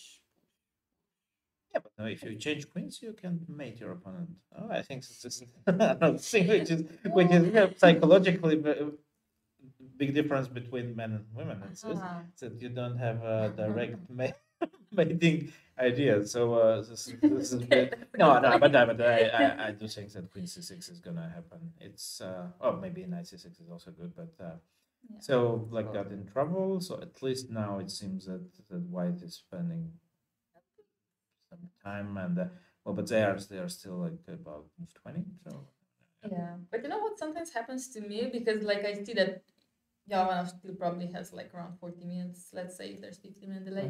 Sometimes I just like calculate and then I like look at my score sheet and then I look at my time. I'm like, you know what? I still have time to spend. So like I'm not in a hurry to calculate. You know. Sometimes I do that. It's very bad. Like, but that's for example when my concentration falls or when I kind of need to take a break from calculating because I see too much calculation. So I just do that sometime and like look around a bit and fresh in my mind, and then I go again. And that's why sometimes I just like I don't know if that happens to others as well, but also like fall of concentration, and then you're just like, oh, it's not really a key decision. So it's not also it doesn't seem there is much to calculate here, yeah. But it seems that basically it's maybe just key decision in a way that basically you decide how do you want to try to win this. Yeah. Okay. If you win this in the middle game still, or you just go for an end game where you're safe, of course, and basically, and sometimes the problem is that you understand that both are so good. Yeah. That you have a problem to decide which one to pick. Then you just forget about time and start to think, and then you see some demons like, oh, but maybe this queen c6 is no good, and so on. But well, most likely is the difference is not so clear and not so significant to spend 30 minutes on this. That's what it's the only thing is that she may complicate matters afterwards. So maybe that's why probably it's more practical to decide for something and go for it and not to but it's easier when you of course watch the game and commenting saying, oh, this was yeah, of course, yeah, because sometimes when you just calculate for like it's been like how long 2 hours, you're just like you think differently than if you just somebody comes and looks at the decisions like, okay, but that's very logical. And sometimes when you think for 2 hours, I don't know. Also, I think that's connected to this concentration. True. Also, I have like zero responsibility for suggesting move here. Yeah, so it's It was basically I like can, five, yeah, you know, yeah, just like whatever. five You and just do this. five. Yeah, yeah. So this is of course the Yeah, easy like part. So yeah, there were I two. prefer This is you a too. funny, interesting developments. Hmm. But let's just go to the Yeah, for the top board. board. This was very interesting. I mean, it may have been an interesting psychological choice from Black, because I know that she Mm. does plays, but what happened next in the opening was a bit of a shock for me, because I know that this line is there, but just for just one pawn. Yeah, she, This doesn't look trustworthy at all. no, no, no, no. But she played this very quickly. And With so black? she went with Black, Mm. yes. Black went for this very quickly. Either she relied on the fact that Monica may not be very familiar with the position, but still, this looks Yeah, why terrifying. would black go into this willingly? And Especially she if did, white knew and this. that worked out quite well. It's It's interesting, okay. yeah. So, well, Bishop D3 was already a Hmm. bit strange for me, because you have a good compensation already. It's obvious that you just have like bishop b2, whatever you do, will have Yeah. compensation, because black has problems to develop the rest of queen side and so on. So instead, she goes bishop d3. This is interesting. Of course, she gains some extra Mm, time. tempo, yeah. Yes, it's logical, but black goes knight c6. And Mm. now the question is if the tempo was worth a pawn. Yeah. If you played h3, okay, a little trick. In h3, rook h1, and rook takes h7, and this is yeah, but actually black has no better moves than knight d4. Maybe she blundered knight, or she didn't really see knight d4. Let's say when sacrificing the pawns, Okay, okay, okay. because after this, actually, what happening is black is completely fine here. It just I was saying that the diagonal, of course, is very weak, but you need a knight on d5 or a queen somewhere to make it work. Otherwise, it's nothing Now it's really actually. terrible. So okay, now she takes. Now it's Black's turn to take her time, because now she's considering probably knight takes a4 or playing bishop e6, some normal move. Yeah, what actually? I saw the last position that was on the Okay. board. I. But we can probably if we can ask for board one camera. Okay. Can see, because Because we I are know that curious. white's bishop is on f6 and she took rook d6. Ah, okay, Maybe so it was there's something some like knight development. f4, bishop f6, knight f5, rook d6 or something. Okay, okay, we can see sure we can see shortly if there until the board comes. We go for two, and this is also this is a theoretical line. Yeah, it's a board one. But Two. can you We can see volume much there. because of the queens. Yeah. Okay, we will get to it Yes, anyway. yes. So this is also. You wanted Catalan, right? Yeah. This I is wanted Catalan. it This, black. but this is not Catalan you probably.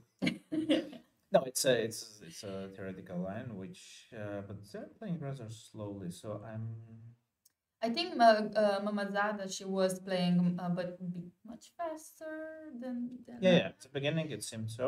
But then, yeah, now I don't know. No, interesting that I checked their games they played, Mhm. and Mamada would usually go for e4, I guess. No. But then at the Olympiad, she went for d4, and she was not doing very well.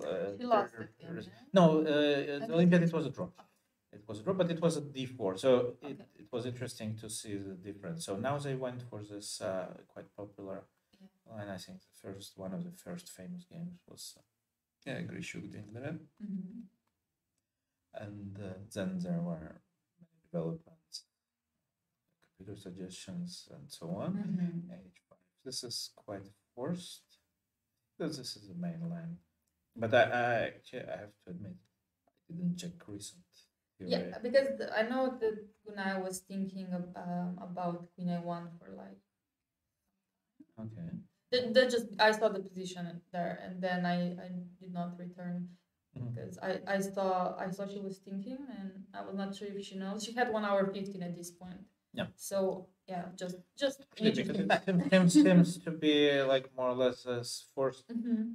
Well, forced. I mean, Yes. it looks forced for For why? Movsesian line, but I mean, it's of course when you play a game, it's also many times it happened to me that the line I would know for sure that it's Hmm. okay, but still I would have I would recheck.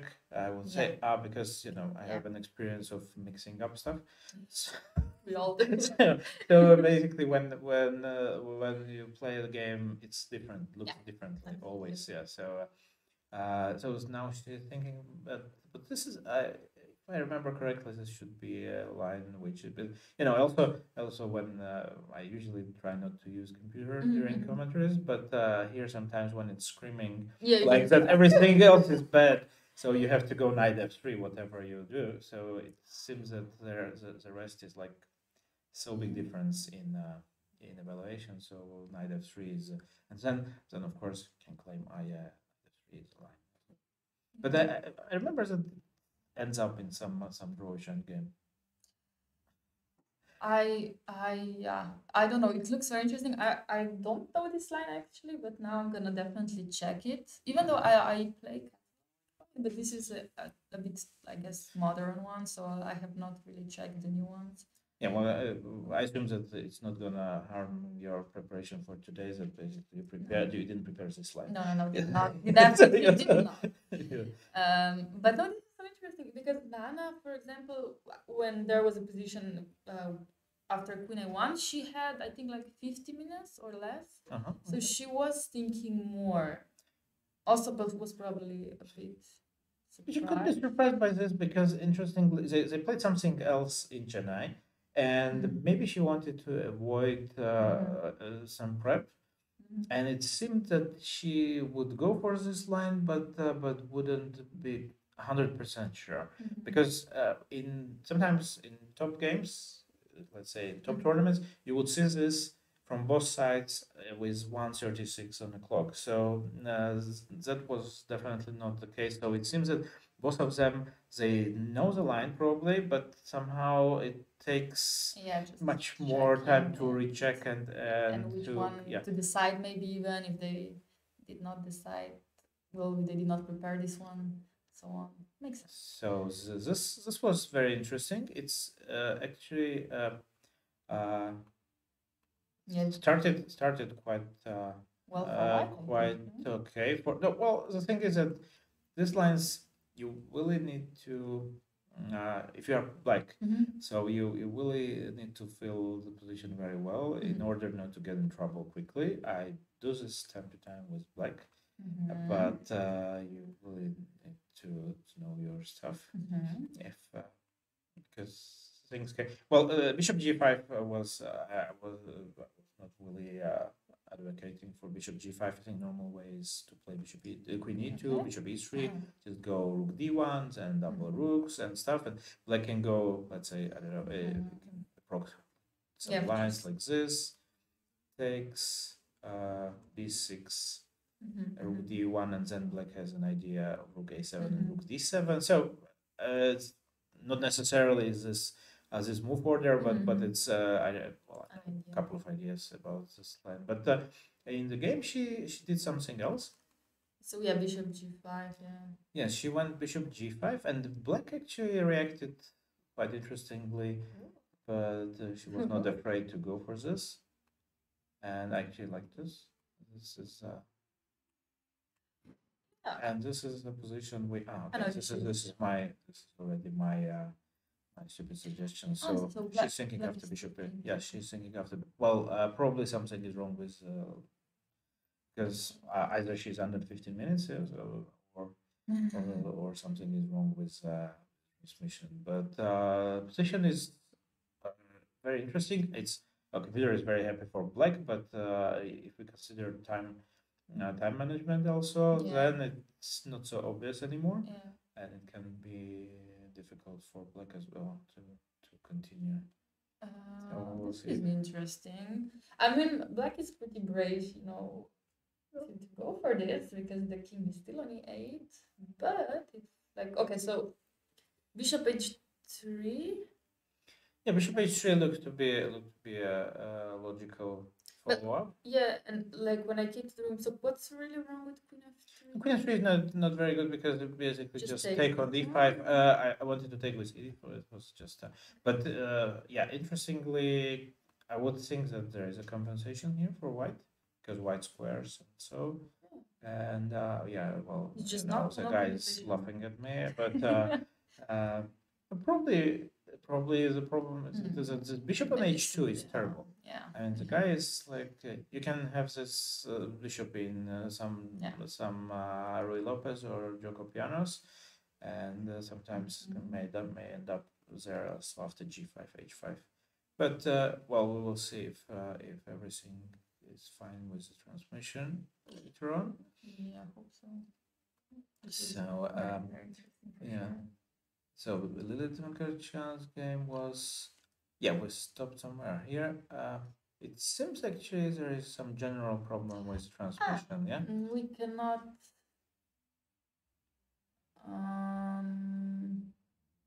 Yeah, because we just saw Anna Sergei play. Single, yeah. So it seems that there is some problem with because this position is already bishop c1.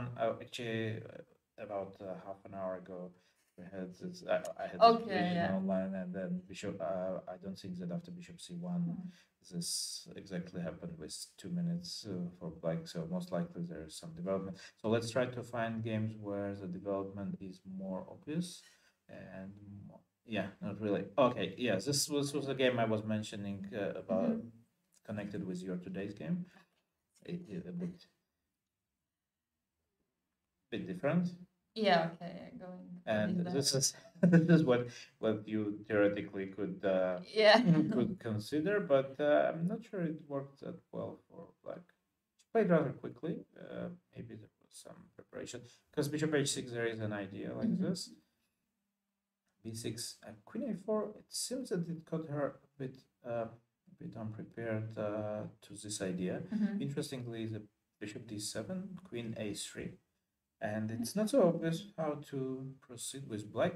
Queen is pretty bad here, but you know, yes, pawn, you have a pawn, so somehow you hold on to the pawn.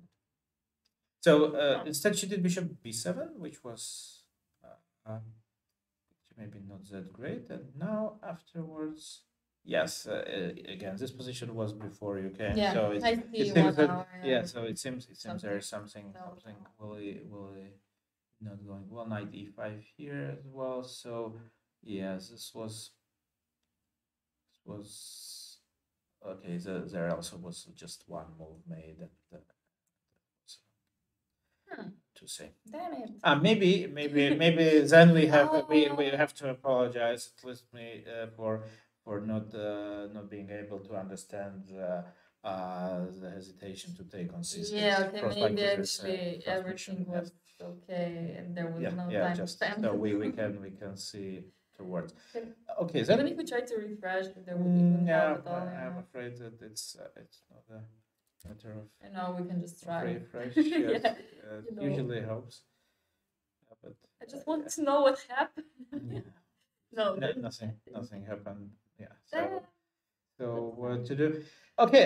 So then I think that it would be fair to let you enjoy your free day, and thanks again very much for coming. And I hope that the transmission will be back soon. And so good luck in the rest of the tournament and all future tournaments, and hope to see you on board and commenting some of your games. Hopefully I win some quick games and then I come here. Great. It will not be me, but Martin Vetter would definitely appreciate. Yeah, thank you. Of course. Thanks a lot for coming. Thank you. Good luck. Thank you.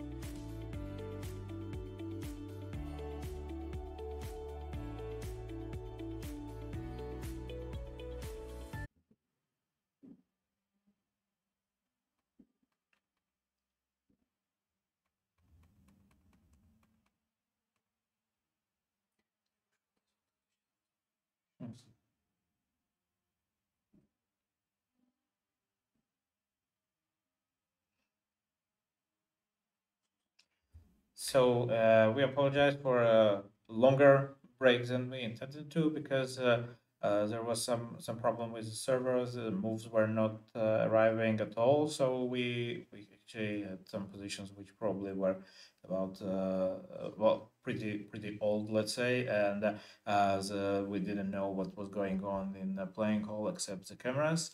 So it seems that the issue is fixed now, and we can move on checking the top boards. So let's start from the very top, of course. Monika Sochko against Maria Gevorkyan. We stopped at somewhere around here after bishop f1, and black was considering options if to take on a4 or playing something else. Played bishop f6, rook takes d6, bishop f5, d4. It seems that black is doing black was doing very well here. Bishop h4. If white is forced to make a move like bishop h4, something has gone really wrong. So a5 very logical. G4, bishop c2. Bishop. Now it seems that black could simply push a pawn and then maybe it's on the verge of winning. King g7 happened because maybe didn't want to allow the bishop to get to f6 again. So white insisted. And rook e6. After rook e6, rook takes e6. So white finally got some chances to survive here. Yeah, well, we don't exactly know how the time was at this moment because it could be that the time trouble played some role also. So now we assume that they are close to time control. Or after knight takes f4, I think that white should be able to hold this. Also, at some point was maybe lost by force. So would assume that well, white is obviously fighting for a draw, but may be successful at the end. So bishop e4 or bishop b7, probably some good chances for a draw with bishop pair in the endgame. Let's see if there are some games which finished. So let's go quickly to them. There was a rather quick repetition in the game Fataleva Makarchan. We left somewhere around this move, bishop c1, bishop g7, queen h5, black castled, and after knight d2, c5, it went to a relatively quick move repetition. After queen g5, cd4, queen d8, it was not a repetition but a draw offer from black. Most likely she was quite happy with the outcome of the opening, but decided not to risk too much because white also has some ideas after queen g3 with bishop h6 so on. So draw was agreed, and another draw was agreed in the game Babi Mamadova. Shortly after we left it, there was a position after rook e1, e6 when white was considering maybe c takes b6 as well, but then played knight d4 and bishop f8, and after bishop h3, white offered a draw here. Interesting decision, probably also because of worse time, and the draw was accepted. I think that for white, after the opening, she was happy also with the outcome of the opening, and for the draw. So let's go back to the game of Mamadova Zagnidze. So we left it somewhere near this theoretical line after bishop after queen d3, knight cd2. We unfortunately don't know exactly what was the time management here because of delay, but bishop g4 is probably not best, but well, game went intense. e6, f5, well, king g2, pretty sharp stuff. And now we are in a very sharp position when it seems that both players are heading for a huge time trouble. If the times are approximately correct, then Nana has 50 seconds against 2.5 minutes. Uh, and the position is, well, I don't believe the computer would say something 0.7, but this is super sharp, and I think that can go uh, any direction. So let's check quickly on board 3, and then we'll make a small break to allow another guest to join us. So we left somewhere here after g takes h3, and black opted for knight d4 instead of bishop h3. Knight d4, bishop d4, queen f3. Knight takes d5, rook h6. Well, pretty original. Still go rook f6 probably. g1, king f8. Yeah, you can see that poor guy on h2 is not really participating much in the business. So black forced white actually to sacrifice an exchange. Now there is finally some hope for the bishop from h2 to get into play. Well, things, yeah, it seems that white may have some kind of compensation after queen f3 and rook g1. But also, I think time would be very important here as an important factor. So we have we will make a short mini break, and we'll join you short. We'll be back shortly after.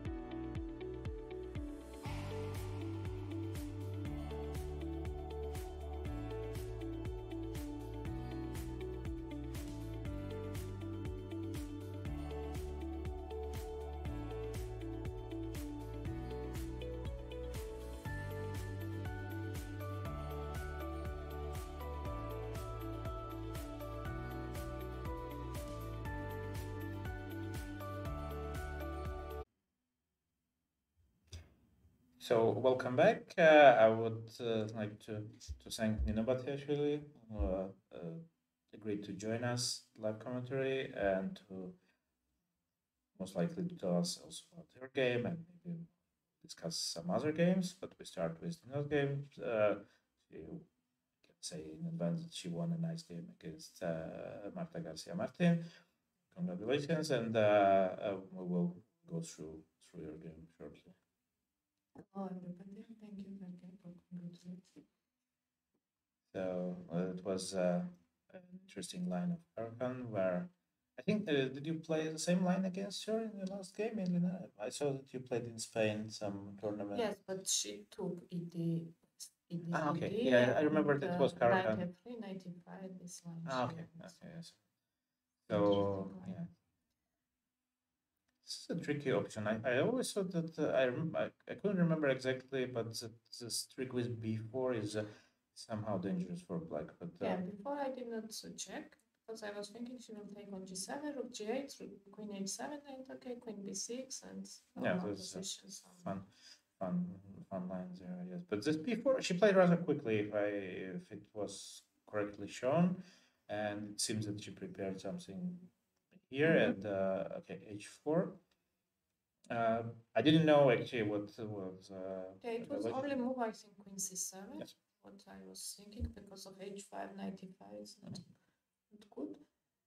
And the interesting was that actually computer is suggesting that the white is doing much better here, but I actually like black's position here. I thought that definitely is a good compensation. I don't think a very good move. Yeah, nice. Because maybe castle was the best option. Okay. Yes. And I don't know, maybe now I cannot play f6. I cannot do. I think bishop takes just f6. Well, it's interesting that actually computer is saying that it's maybe the best option anyway. Because maybe after bishop d7 there is just bishop f6, and then Yeah, you this basically idea. can't allow bishop f6. So I can put my pawn on f5.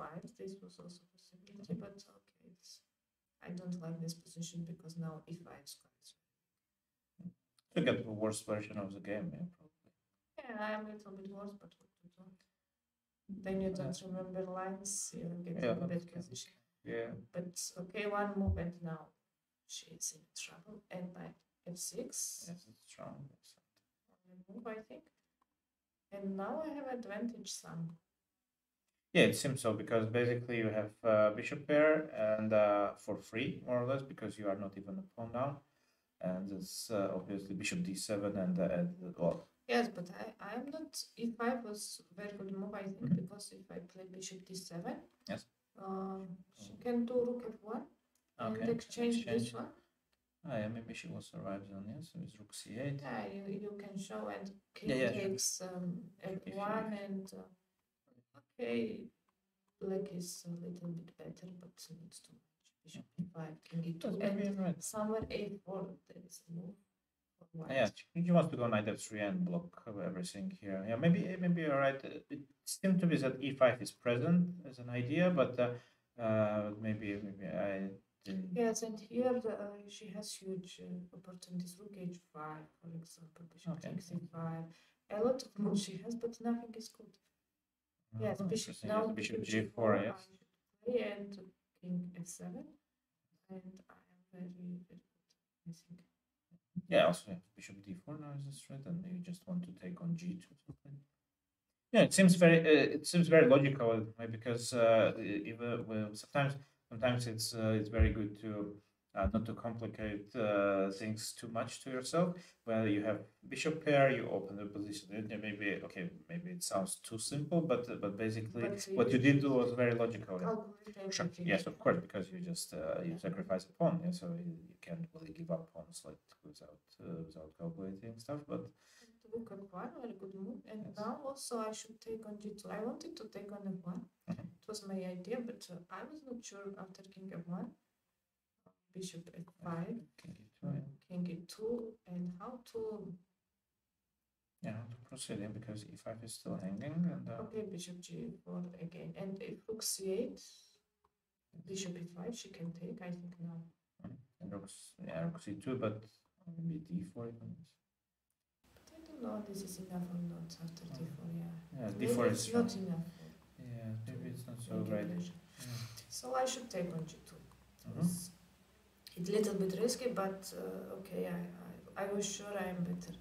And now king e7. Yes. And now I was thinking, no, long castle, rook c1, only move. And bishop h3 or first check or first bishop h3, doesn't matter. Okay, yes, I have to go knight f1 anyway, and bishop h3. Okay, the idea is that now I have to take probably anyway. Yeah, rook f1, king d2, and bishop e3. No, bishop e3, she can take and make it draw, and now rook f2, I have move, and I was thinking this is better for me. Okay, but maybe the guy is not very sure, yeah, but king e1, rook e2, and a lot of checks, and maybe I can get somehow back my exchange, and after I will be some pawns up, but okay. Yes, it looks very promising for black, because bishop f2, for instance, is quite unpleasant threat. b6 is taking c7 square, and she cannot put this rook. No, this looks very promising. I agree. Yes. Yeah, this is good. Yeah, it's a very nice motif that basically. Yeah, because I cannot play bishop e3. She can just take and after take on e5, and it's. Yeah, it's most likely very close to a draw. Yes, this is more accurate definitely to do this and just threaten mate. Now it's not very easy. Yeah, and now bishop e5 she cannot play, I think, because of some tricks. Maybe just bishop g4. Yes. So she has to do some strange thing like bishop. Maybe okay. The computer suggests this and bishop c5. It Okay, makes some sense. this I didn't see. Now bishop d8, and then again you threaten mate, and he has to take on d8. So maybe it's Yeah, also now winning I at 2 have pawns. pawn up. Yeah, Yeah, it's sort maybe of even pawn 2. up. Yeah, yes. So yeah, this is this important line, of course. Well, hard to say if I'm not sure that she Yeah, because if rejected you take this. on g2 and you see all these tricks, you need to go somewhere, yeah. Mhm. If Yeah, she not, did. you Yeah, because rook I- c1 is forced. Yeah, I mean rook c1 is, you have to calculate rook c1 because it's also, you can end up in trouble if rook c1 works. Yeah, because it's Mhm. just Yeah, hanging. Yeah. So, okay, so in the She game, played yeah, castle, castle doesn't Bishop look. e3. Yes. and now rook h8. And I played some, I don't know, bishop f4, maybe it's not very good. Yeah, but, Maybe I should just take, go bishop g4 immediately and take Okay, if you d1. go bishop g4, and then you just take a trade, and then you are pawn up, and most likely you can get this. Yeah, but I want to improve my position one more, and I did not find some move. Mhm. Maybe It's some very strange idea of a computer playing this move. and rook d8. I don't know. No, d4. Okay, it's stupid. Yeah, he goes king d6. Yeah, and then d4, d4. d4, but bishop takes e5 now. Yeah. Okay, anyway, Yes. it's Yeah, well, it's not so easy. Computer is very happy, but which line is the best? You never. I think you never understand. yeah, well, in practical game, I think difficult. it's almost impossible to find like absolutely the best, and also it works also for white the same way, because it's not so easy for her to play, and yeah, so after bishop f4 she has to find a move. Yeah, and d4 she played very good move, only one I Yeah. think, and I go bishop g4, Mhm. and I went in this position. Okay, yeah, so it's more or less forced. Yeah. But king d1 is bad now. Oh, strange. What to do? Yeah, Bishop she e5. suggests that you can force to take with a bishop, because then it's different, of course. Yeah, bishop h6 and rook h8. It was impossible to see for that because that's true. she has only 2 minutes on the clock. Yes, this doesn't time, really look yeah. logical, but rook h8 is extremely strong. That again, actually, the whole idea is insisting on forcing black to take with a bishop on d2 and not allowing the rook.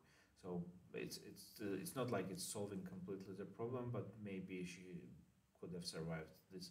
But this is a bit unrealistic, and it's also on the first side. I actually also didn't see any idea like this.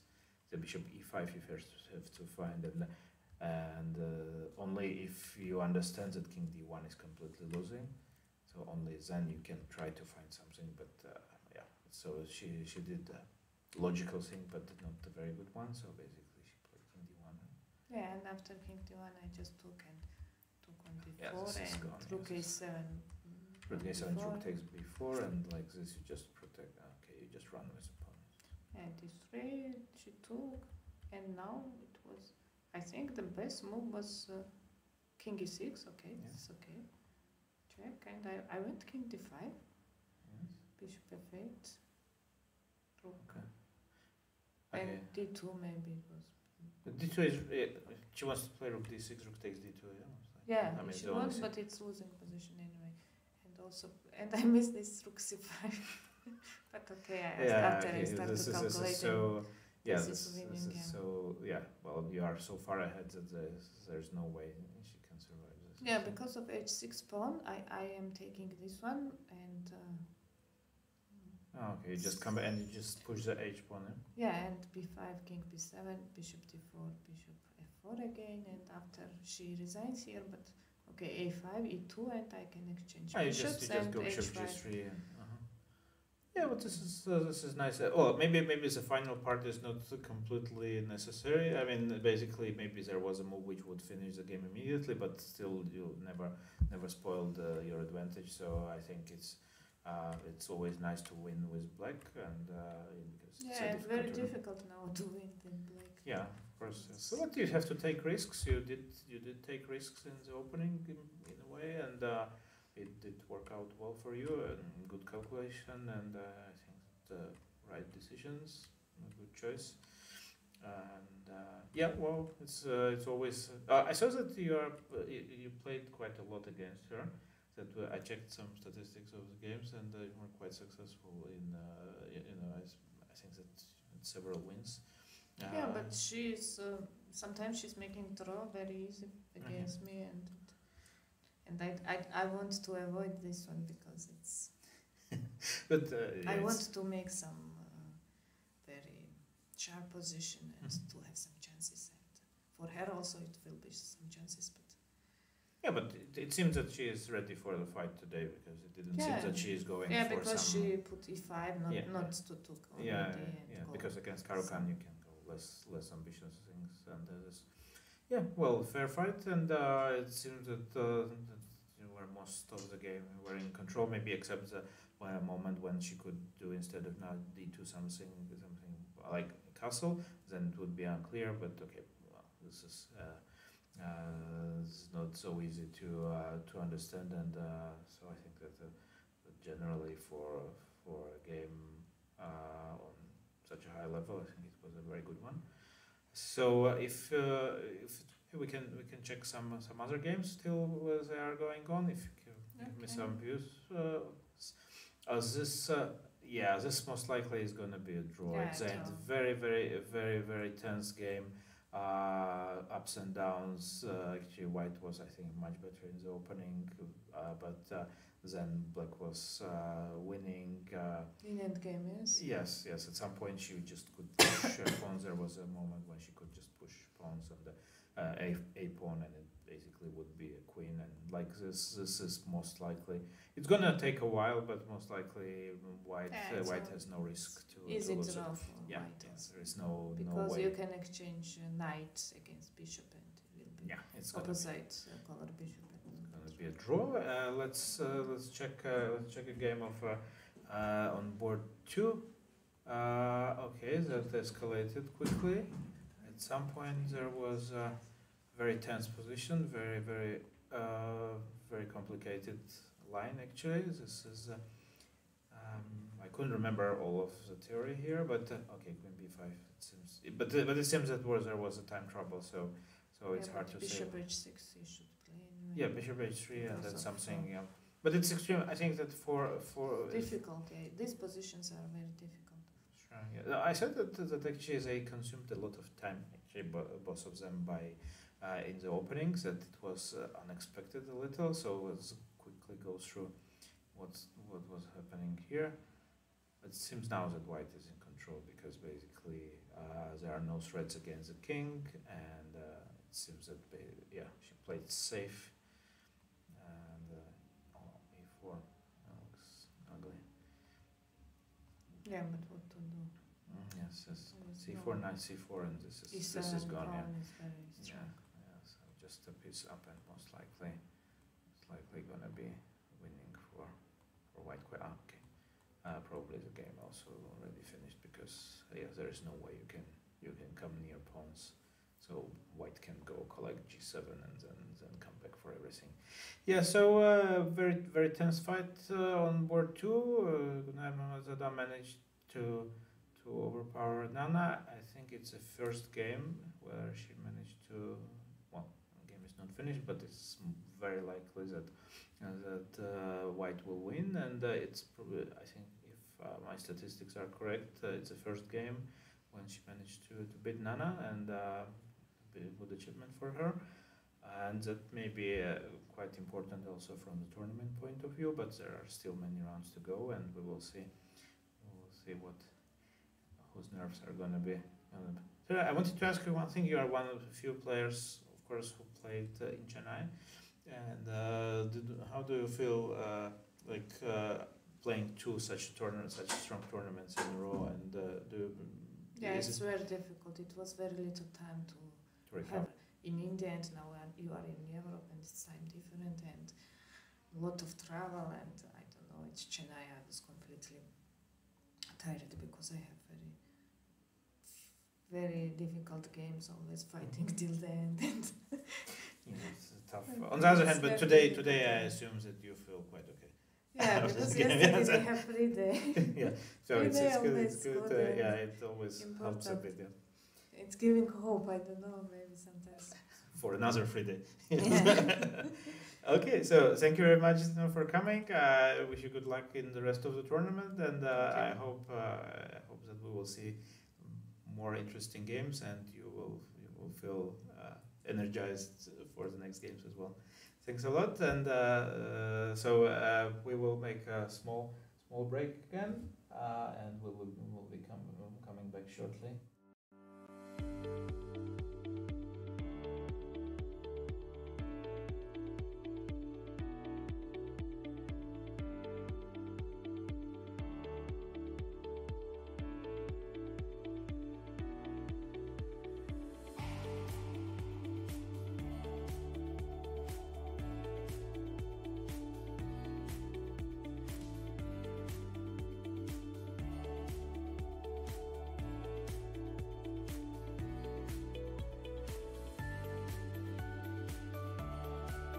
People actually playing in the tournament coming here, because we commentators here, we feel a bit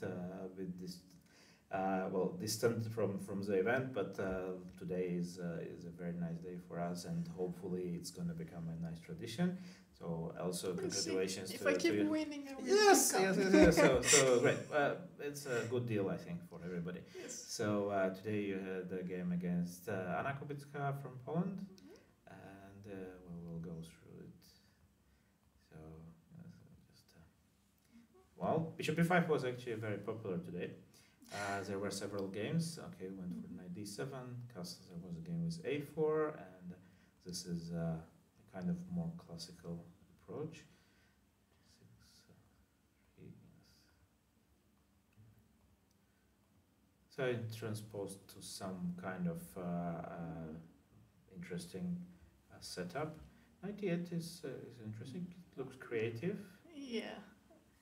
Okay, I was a bit annoyed about this e5, and I could not remember exactly what my theory file, but I remember I had to find some very correct moves, so I said, okay, maybe I can try something else.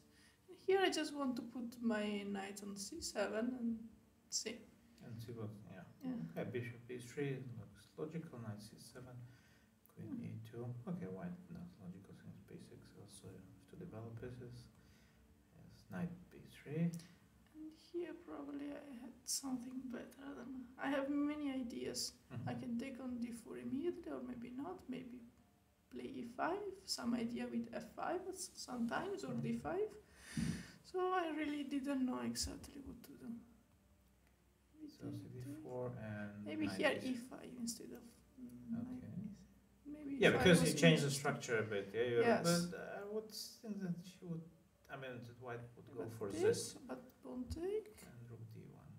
Queen e7. Okay, I was afraid of this a little with something like a5. No, maybe. No, because somehow it's gonna. I know that it takes time to bring this knight somewhere Okay. to a nice square. So maybe it's possible. Of course, maybe. it's hard to say. It's a bit easier for white probably at the moment. But okay, knight d6 is a bit maybe provocative. Just maybe try to force her to do something like d5 or something. Yes. a5, d5. Changing structure. But probably it was not a good decision, because I think she could have gone with an advantage, and that's it. Yeah, but the thing is that somehow your pieces are restricted a bit, and Yeah. maybe not so easy to make them play. Bishop d3 looks quite I logical. think now she should maybe play the knight on f3 and somewhere, f4, yeah. and then f4, yes. Yeah. And So I don't interesting. have any f6, I have nothing, and she's simply in control. Yeah, knight d2 seems to be, for instance, very Yeah, nice. maybe knight e1 to or Okay. c2 before, maybe. Okay, yeah, that's a nice one. Mm. Yeah, knight e1 looks quite Yeah, quite that's nice. yeah. I was Because worried logical. during the game. Okay, she went for some. For And then c1, f6, I have to You try, have to even do, if yes, this you have to do probably this. not so nice. Well, but at least you get your pieces to play, and maybe it's not so bad. After this exchanges, it's still maybe more pleasant for white to play. But okay, now you ask if she is willing to give up the bishop. She just didn't. So this. Oh, nice. Knight goes to finally to some good square to c4. Yeah, now it seems to be that. Now it's interesting finally for me. Okay. Yes. E5 becoming more interesting.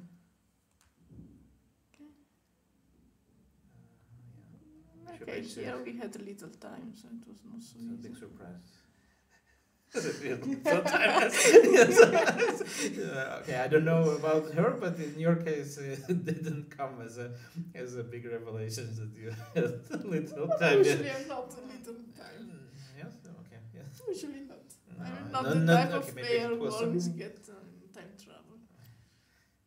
Okay, creative. King f7. You basically protect e8 because otherwise Yes. you cannot move Yeah, the I bishop. wanted bishop d4, but simply Yes, and now yes. queen e8 is the problem. Yes. In d1, modest. Bishop d4. Interesting. Part of the game which I thought that it's the most interesting. Computer is very cold-blooded, saying that it's zeros. Yeah, but zero. Yeah, of course, but this is The not tricky 0-0. one. Of course, yeah, this is not 0-0. Yeah, but now I would think that as a black guy, maybe it's psychological thing because for big part of the game you were maybe under some pressure after the opening, Yes. and maybe now it seems that it's the other way around, and maybe for her also it seemed unpleasant. Yeah, I mean, finally my pieces are playing. Just Still 0-0. still Incredible. 0-0. Okay, This and one now, was the wrong now one. bishop c1, but what should he do? Like bishop b8. Okay, Very that's obvious. tough. Very obvious. Very Yes, obvious. bishop c7, another obvious move. Okay, so somehow she must keep the bishop there so that when I play knight e5 she can take. That's the Okay, point. that's the only thing. Yeah, Yes. that's the only. Yeah, because if you Because get now to knight it's e5, knight it's f3 just, is coming. it's just mate. Yeah, mate. I mean, okay, yeah, And it's it's pretty simple. Yes, Not so okay. simple, but here king g6 I'm Oh fine. wow! It didn't seem so safe, but yeah. But now it's obvious that actually Yes. king is running Yes, to king g5, g6 and I'm fine. taking on the way. Yeah, so you got rid of your g6 pawn now, then in order to get the kings there. Yeah, okay. Yes, no, but it's very interesting that I think that a big part of the game was about psychology as well. That Yeah. at some point it seems that she was in control, and then all of a sudden, like g5. Yes, And g5 is a nice move. It's actually a decisive move completely because also you freed the g6 square for the Yes. king in the future. And also she had to make a tough decision here. Maybe she was short of time also, and she had to go. I mean, bishop. Yeah, well, bishop c8. The truth is that it seems that it's losing by force if she goes bishop c1, but yes. bishop b8 is also like not very doesn't really look safe to go there. Yes, also because I'm trying to play bishop c3 and taking on b4 at some point. So Yeah, maybe it's- okay. She has to go here because d5 is hanging, and Yes. yeah, d4 is not really coming. It's knight e4. Yeah, so may I have to go back and Yeah, but even I don't know. But the queen h5 check. yeah. Maybe you have to do something else. But bishop g2 is coming and d5 Ah. is quick, so Yeah, maybe it's also a little tricky for black as well at some point. Yeah, but here it's finally but we open play. position. Yeah. Anything can happen. Yeah, this is a position when g5 was a good try definitely, and it worked out very well. So yeah, and after knight e5, it's almost done. Yeah, Yeah. it's a nice game. Actually it's very similar to Nina Batsishvili's game because she was also probably slightly worse after the opening, and then she took some risks in the opening, and then when it became she overtook the control, and then basically then she gradually it took longer, and this was very quick. Yeah, with knight f3 and king g6 and mate. Yeah, but in her case it was a technical technique. She was converting an advantage. It took some time, but very similar. But nowadays I know how difficult it is to win a game with black, so it counts quite a lot. Basically, it's a very important win generally. And Yes, well, I lost the previous round, so I had to come back. Yes, but after the free day, new tournament starts. So So hopefully, so well, it will encourage. If, most of you, if well, most of you can't win, but basically because it have to be somebody who will lose, but it increases the chances that you will join us in commentary room, and so we always happy Yes, to if see. I win tomorrow, I will come back. Okay, yes, okay, agreed. It's a This is the second deal I made like this today, so it would be of course a pleasure. It's not me who is going to be here, but anyway, yeah. Sorry, but Martin is also a very nice commentator, so he will be also very happy to see you. But you first, you win, and then you see what you do. Okay, thanks a lot, and I will let you enjoy your deserved rest for today, and good luck at the tournament. Thank you Thanks a lot, very Marina. much. Thank you. Bye Thank bye. you. Bye bye. Okay, so we can continue. I think that without a break at the moment. Let's go back to the games which were not finished. Mamadzada won eventually, and so it's a very important win for her because most likely she is gonna catch the leader, Monika Sochko. It seems that the game of Monika and Maria Gevorkyan is gonna be a draw because I don't really see a way how Black could win this. Of course, everything can happen, but let's get back to the game of Anna Sargsyan against Anna Oshanina. We left it somewhere when White was forced to sacrifice an exchange in order to open the position for Black squared bishop. Let's see how it worked out. Queen f2 is inaccurate according to the computer because Queen f3 would be more logical actually because you just protect an h3 pawn, and Queen f2 was maybe she relied on Queen c5 check, but it doesn't really bring any serious dividends to White. Maybe she underestimated Queen h5 or from some reason. It's a bit illogical to change the rooks because rooks are White rook was much more active, and now actually she is out of attacking pieces, and it's Black who overtakes. Okay, King g8. Well, strange. That would be most likely time trouble because bishop takes h3 looks like a logical choice. Play King g8. Okay. Now they changed queens, but White, from some reason, took immediately on e5. She could delay this decision for one move because Black simply collected on h3 then. Well, still, of course, it's going to require some technique from Black because it's white pawns are also trying to run. But it seems that h3 was very important pawn to collect, and now Black also has ideas of pushing g4 at some point, and all bishop endgames, opposite colored bishop endgames will be lost for White if, let's say, if it was like something like King g6 and bishop f5, rook takes f5, this most likely is going to be lost. So probably. White definitely had to avoid this giving up the h3 pawn. She could go King g2 and have a very similar position and without giving up on h3. It seems that Anna Oshanina will be also winning with Black today. We have many games which were won by Black pieces. Let's go back to a game of Alexandra Maltsevskaya. We left it at the point when Antoneta Stefanova most likely blundered or underestimated knight takes e5 idea, but let's see what happened next there, because of course games can be very unpredictable. g6, okay, was probably a set choice for knight takes c6, no, knight a6. Interesting position, knight a6, queen takes c6. now white knight is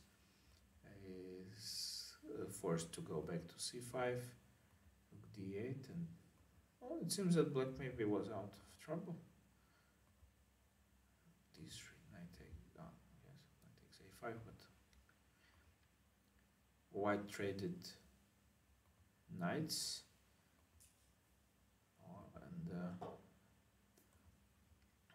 and sacrificed a piece. Now it seems that white has very direct attack, but computer is very calm about this. I think that queen c7 would lead to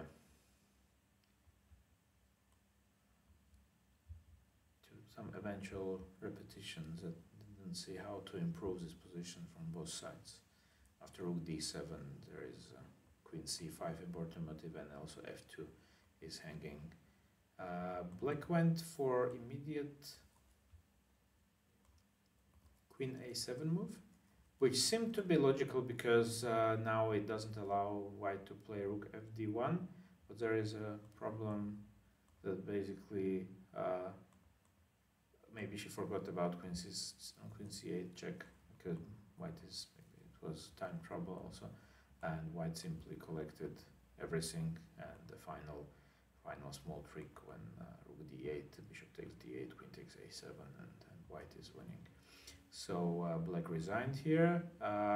Very tense game. After the opening, after knight e5, it seemed that everything is pretty bad for black, but she managed to find at least the best continuation, g6, and game was on again. But well, said that white was on luckier side of the board at this particular case. Game of Nino Batsiashvili with black we have seen. Also we highlighted the game of Heinemann against Danielian, and it was we left it after the opening when it seems that white protected everything on king's side, but from the final position we can assume that it didn't go all that smoothly. So rook d1, knight d7, queen a2, yes, knight e1. So knight b6 was played by black. Bishop b3, okay, it's logical to keep the bishop on the diagonal because otherwise bishop e6 would be coming.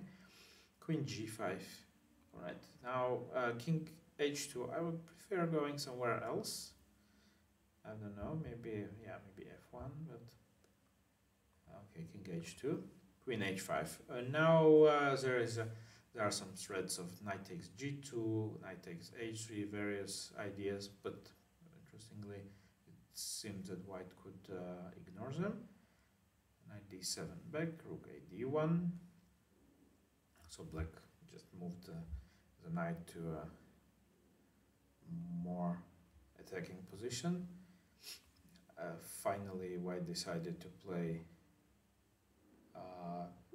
to do some exchanges, but it seems that somehow it didn't really work well, because I'm a bit worried about the queen on a2. It's out of play. It may be a problem, and I don't know what happened next in the game, but I feel that placement of the place, or the fact that queen was poorly placed would most likely decide the fate of the game. Black played f3, continuing to press hard on king's side. Sorry, bishop f7 check, king h8. Okay, maybe black was not very worried about this sacrificing this pawn, because it's obvious that black's attack is going to be very, very dangerous.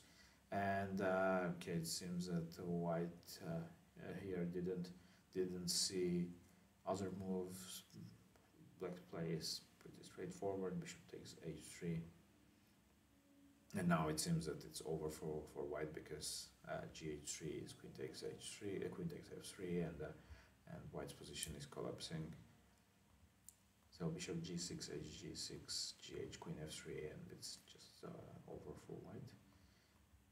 Yeah, So knight g5, also some additional mating ideas. Very nice game from Elina Danilian. I think that she will improve that. She's a very experienced player. Played a slightly risky opening, but then got a direct play, and as I expected, as I said at the start of the round, I expected her to bounce back after the loss to Monika Zochko in previous round, and I think we will see her again in front rows, and I'm sure that she would really like to hold her title for another year, and let's see how it will work out. Another game which we were checking on was Joanna Rapport with white against Joanna Zawadka. Was well, there was a key moment was after the opening when we didn't know which piece will take a pawn on c6. Let's get quickly to that moment.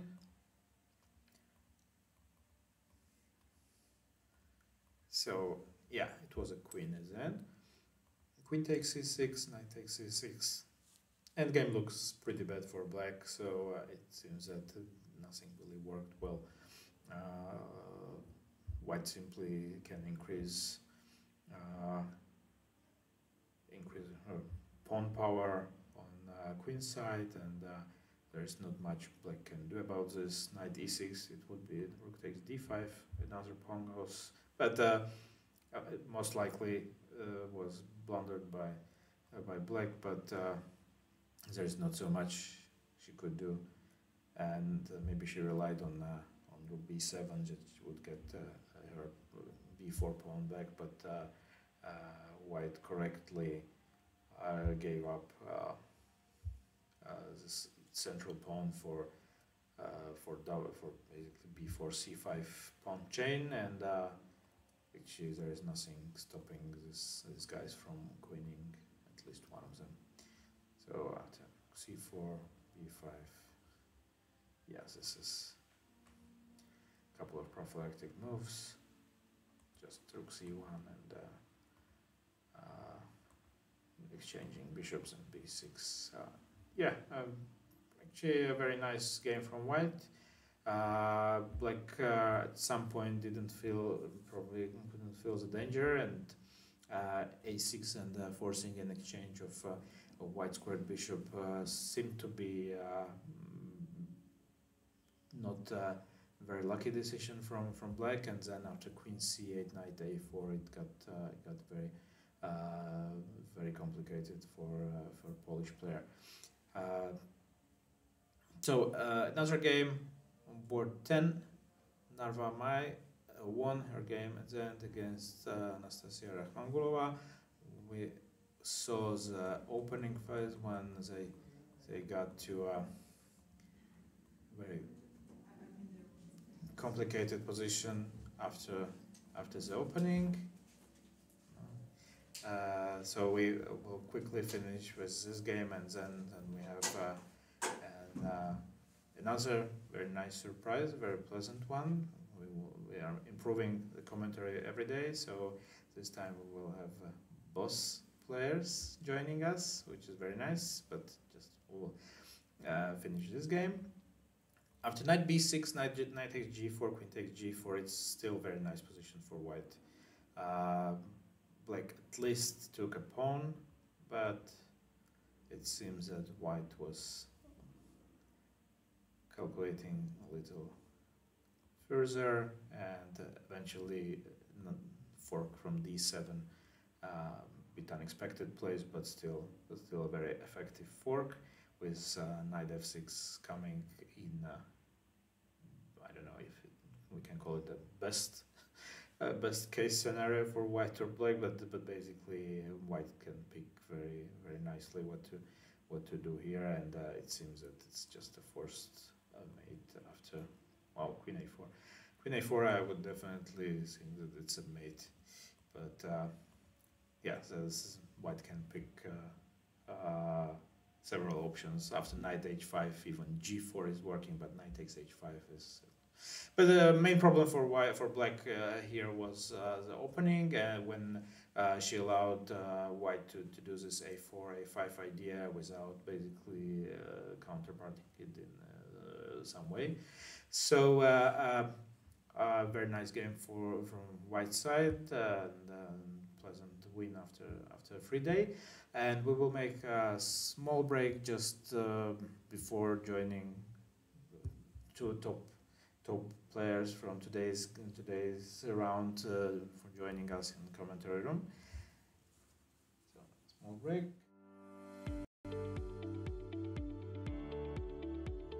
Basically, because there is a small delay also. Thank you very much for coming, ladies. I think it's very nice from you that top board both players. Maybe the fact that the game ended in a draw also helped a bit, because usually the losing side is not very happy with commenting games. But anyway, thanks a lot for coming. It was a very interesting game. Well, unfortunately, there was also a problem with the transmission in most of the games, so for some time we didn't know what is going on. Not that I would know before, but then we didn't even see the moves. So, the opening. We played Benoni. Well, we played very quickly. At some point, I was actually, it's a legal choice to play this opening. So, right, I'm sorry. I will try to do this. Okay, is it better? Yes. Sorry. Okay. So I played this line as a white many years ago, and I have to say that my memory says that this was not very good for black, but maybe modern theory changed a bit. You know, frankly speaking, I already analyzed this position, exactly this position yesterday with my husband. Oh. And I just, okay, we spent a little bit after queen h4 because he was playing different line, yes, the castle, and then... usually I wasn't taking only 4. Yeah. Today I was like... Yeah, and somehow, you know, of course, my first question was why, what it will be after bishop c4, bishop c3, yes, taking the pawn. And we analyzed something like that, but I don't know if I was correct to play immediately rook e1. I remember some idea with h3, you know, that I open some position and it's g4 always hanging, but I don't know if it's not better to play immediately, maybe bishop d3, I don't know. Yeah, I forgot. D3, queen d5, c4 again. Yes, maybe it was better, you know, because you somehow... Maria wanted to go for this line? Honestly, like, I didn't repeat much this line exactly. I just went like very fast. But I analyzed this position a lot at home, and I was sure that I wasn't supposed to take on e4. But then during the game, I was like, okay, why not? Yeah, interesting, because I thought that it's a deliberate choice, because it seemed by time, at least what the online showed us, that it seems that you played very quickly and you actually went towards this line. I don't know theory of this line, if there is some deep theory of this, but if you look at the position, you would, as a black, I wouldn't feel safe at all, and I would feel that that I need at least another pawn to suffer for this, and which actually happened shortly. Which I was not sure that you have to give up the second one, but interestingly, maybe it was a good psychological choice, because you confused Monica. It seems that you mixed up some lines. But I was sure that this position is probably something about +1, +1.5, you know, for me, you know. So I was sure that I have a big advantage here, but, now I have to make some correct moves. Yeah, so it's different when you see the evaluation and then basically when you play the game. Yeah, it's always, of course. But as you said, it was mostly like as a psychological choice for me. Just after the free day, it wasn't easy to play also. So. Okay, yeah. Well, bishop d3. I was not sure that there is a need for giving up the second pawn, because I think that one of the biggest problems for black is to finish development, because your knight on d7 is not really helpful. You really need to move him somewhere to f6 or something, because otherwise you can't really move your other pieces from the queen side. So I thought that maybe playing that maybe giving up c6 square should really have something really direct or something for well, h3 looks logical, but if black has knight d4, then maybe it's Whatever you play, I'm just gonna play knight d4 on the next move. also, That was my also plan. Maybe it's, d5 for some other moves, Okay. but mostly I just want to play knight d4 now. also black doesn't have much of a choice what to do, because knight d4 is basically forced, but it's probably solving problems. I thought that here I don't know, I'm not sure about bishop d3, frankly. So maybe there is a bishop d3 idea, but somewhere some different move Yes, order. maybe now I can see that I can just put my bishop on f1 and play c4.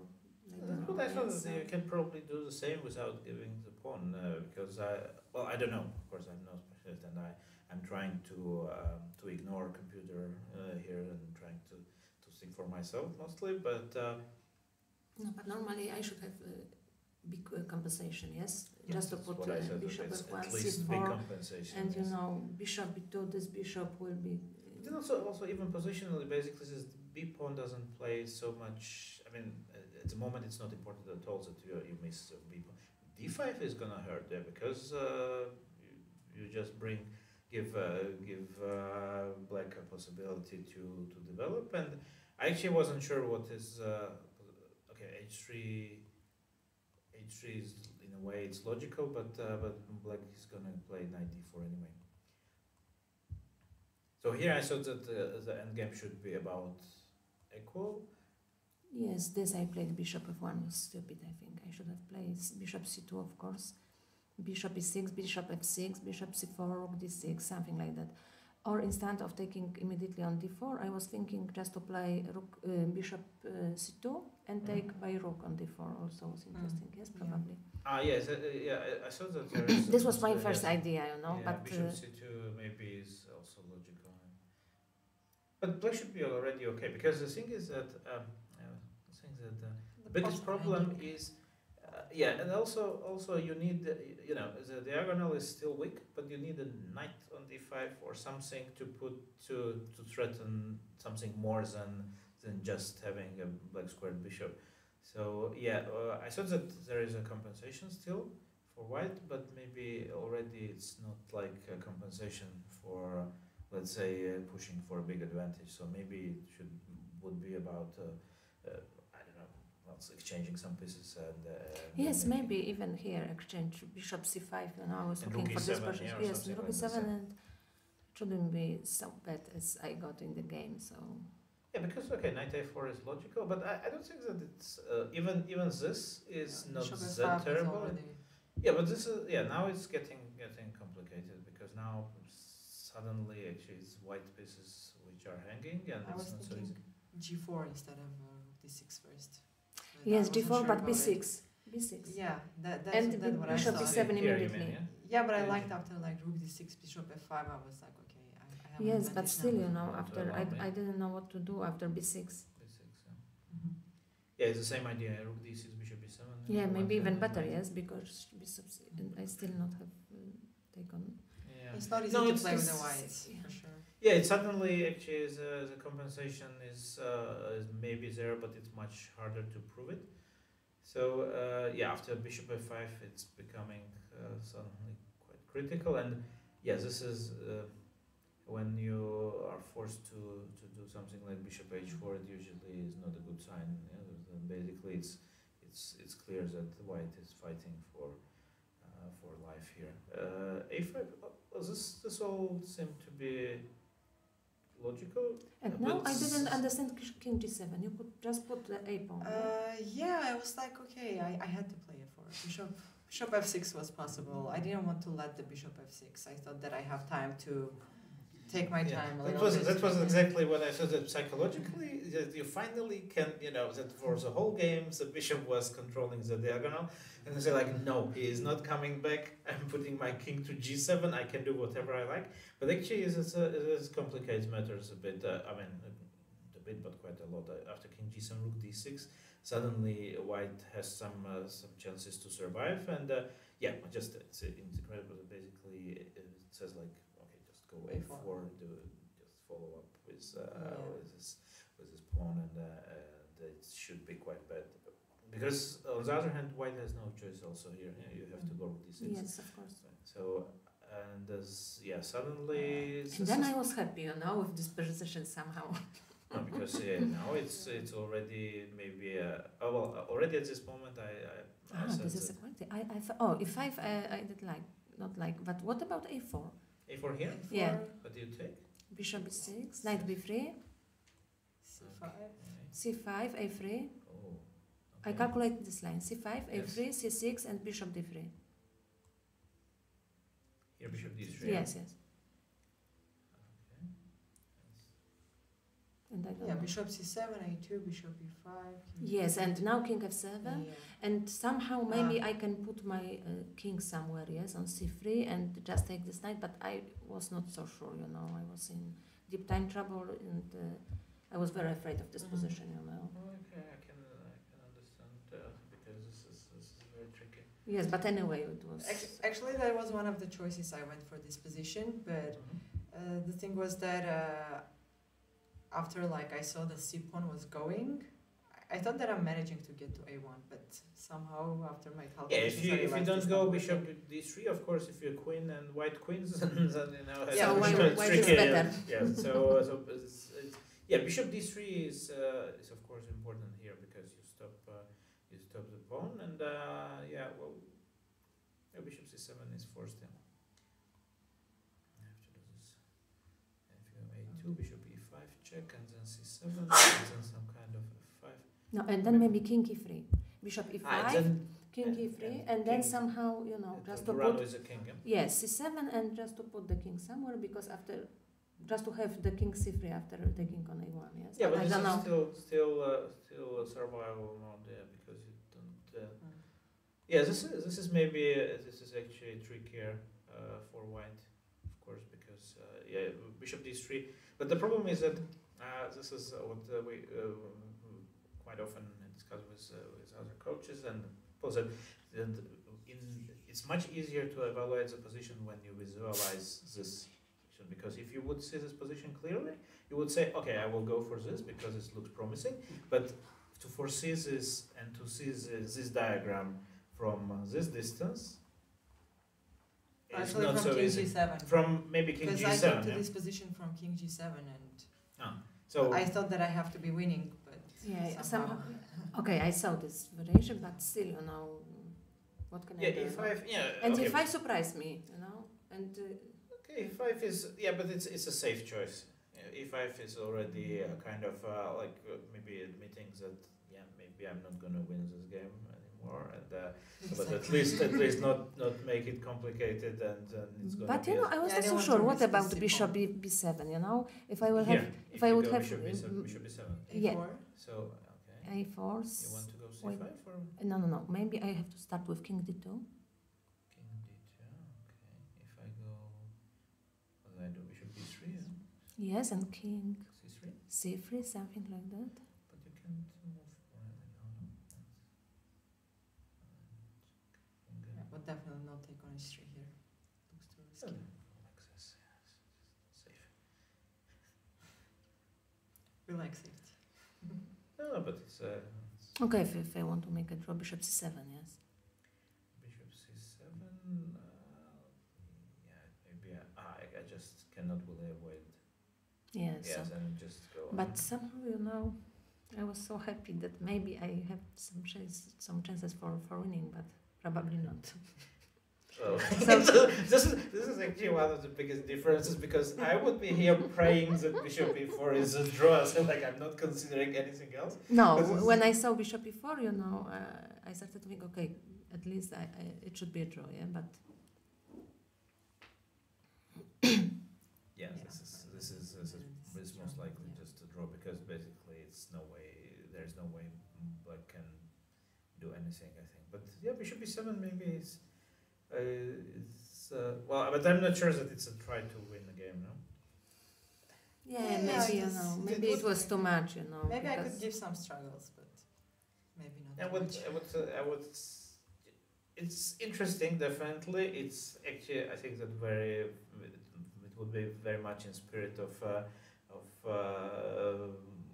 fighting women's chess, but I think that objectively it doesn't change the evaluation of the Yes, position. this And was the also white is my still, feeling, you know, yeah. and I was very happy with the draw in the end. So. Yeah, sometimes maybe, you know, Yes. when after such a game, probably a draw for white is not the bad result. It's King G7 obviously Yeah. was, A4 uh, played. but it's actually it's very natural in a way.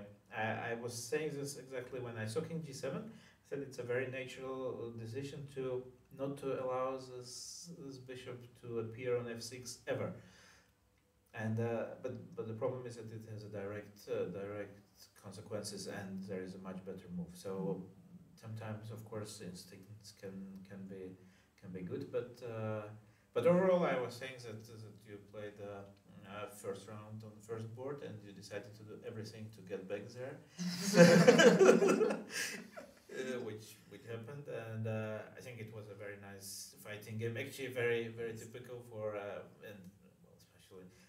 I'm asking everybody who was in Chennai how do you handle this, because I was extremely tired and I was not playing even. For me it's amazing to see still this level of fighting chess from all the people who played this long Olympiad, and it's admirable and just very interesting to see. It's probably one of the things why women's chess is sometimes more interesting to watch than our stuff. In any case, I think that it's well, considering if we skip some moments in the game, I think it's an okay result for both of you. It leaves you with still a very nice tournament going on, and I hope that will be both of you more precise in next games, and we'll be. Again, thank you very much for coming, because it's also very nice for us to see that you are willing to help us with the commentary and to make this event more interesting. And I hope to see you, or if it will not be me, Martin Peter will be commentating, and be very welcome to join us again. Thanks a lot, and enjoy your rest of stay in here, and good luck in the last rounds. Thank you, Sergei. Thank you. Thank you very much. Have a nice evening. So we will make a small break now, and we'll be back shortly. Thank Okay. you. Thank you. Thank you. Thank Yes. you.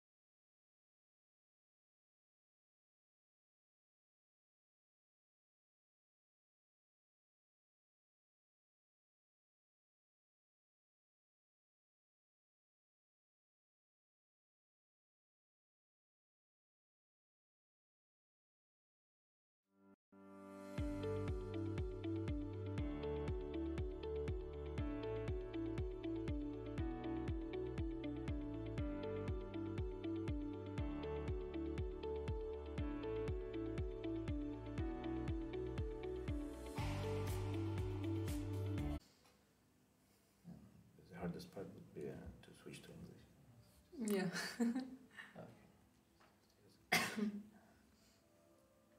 So, okay, we will get slowly to the game, and welcome back after again another short break. I would like to welcome the other Aniats, who was very kind to come join us for the commentary. Welcome, thanks for coming. Thank you. So we will start with your game. You're playing Natalia Kanyakova. She's at the moment she was a player with size number of points from Czech players, which we follow a little. So we saw the opening, and actually shortly after the opening phase, unfortunately the online was not working properly. So I will tell you the position when the online was stuck. It was interesting that it seemed that she took some longer slot Yeah, here. she was spending a lot of time, and I was also surprised because she's generally not playing this Queen's Gambit. Usually she goes for some F5 Dutch system, Yes. so I mostly prepared for that. But yeah, so she kind of surprised herself, I guess, because she wasn't. I mean, she was spending quite a lot of time, yeah. But I think she actually played the most precise order. Well, no, also bishop f5, but I mean generally, Yeah, but I was Usually you do this immediately, or you don't do this at all. So h6.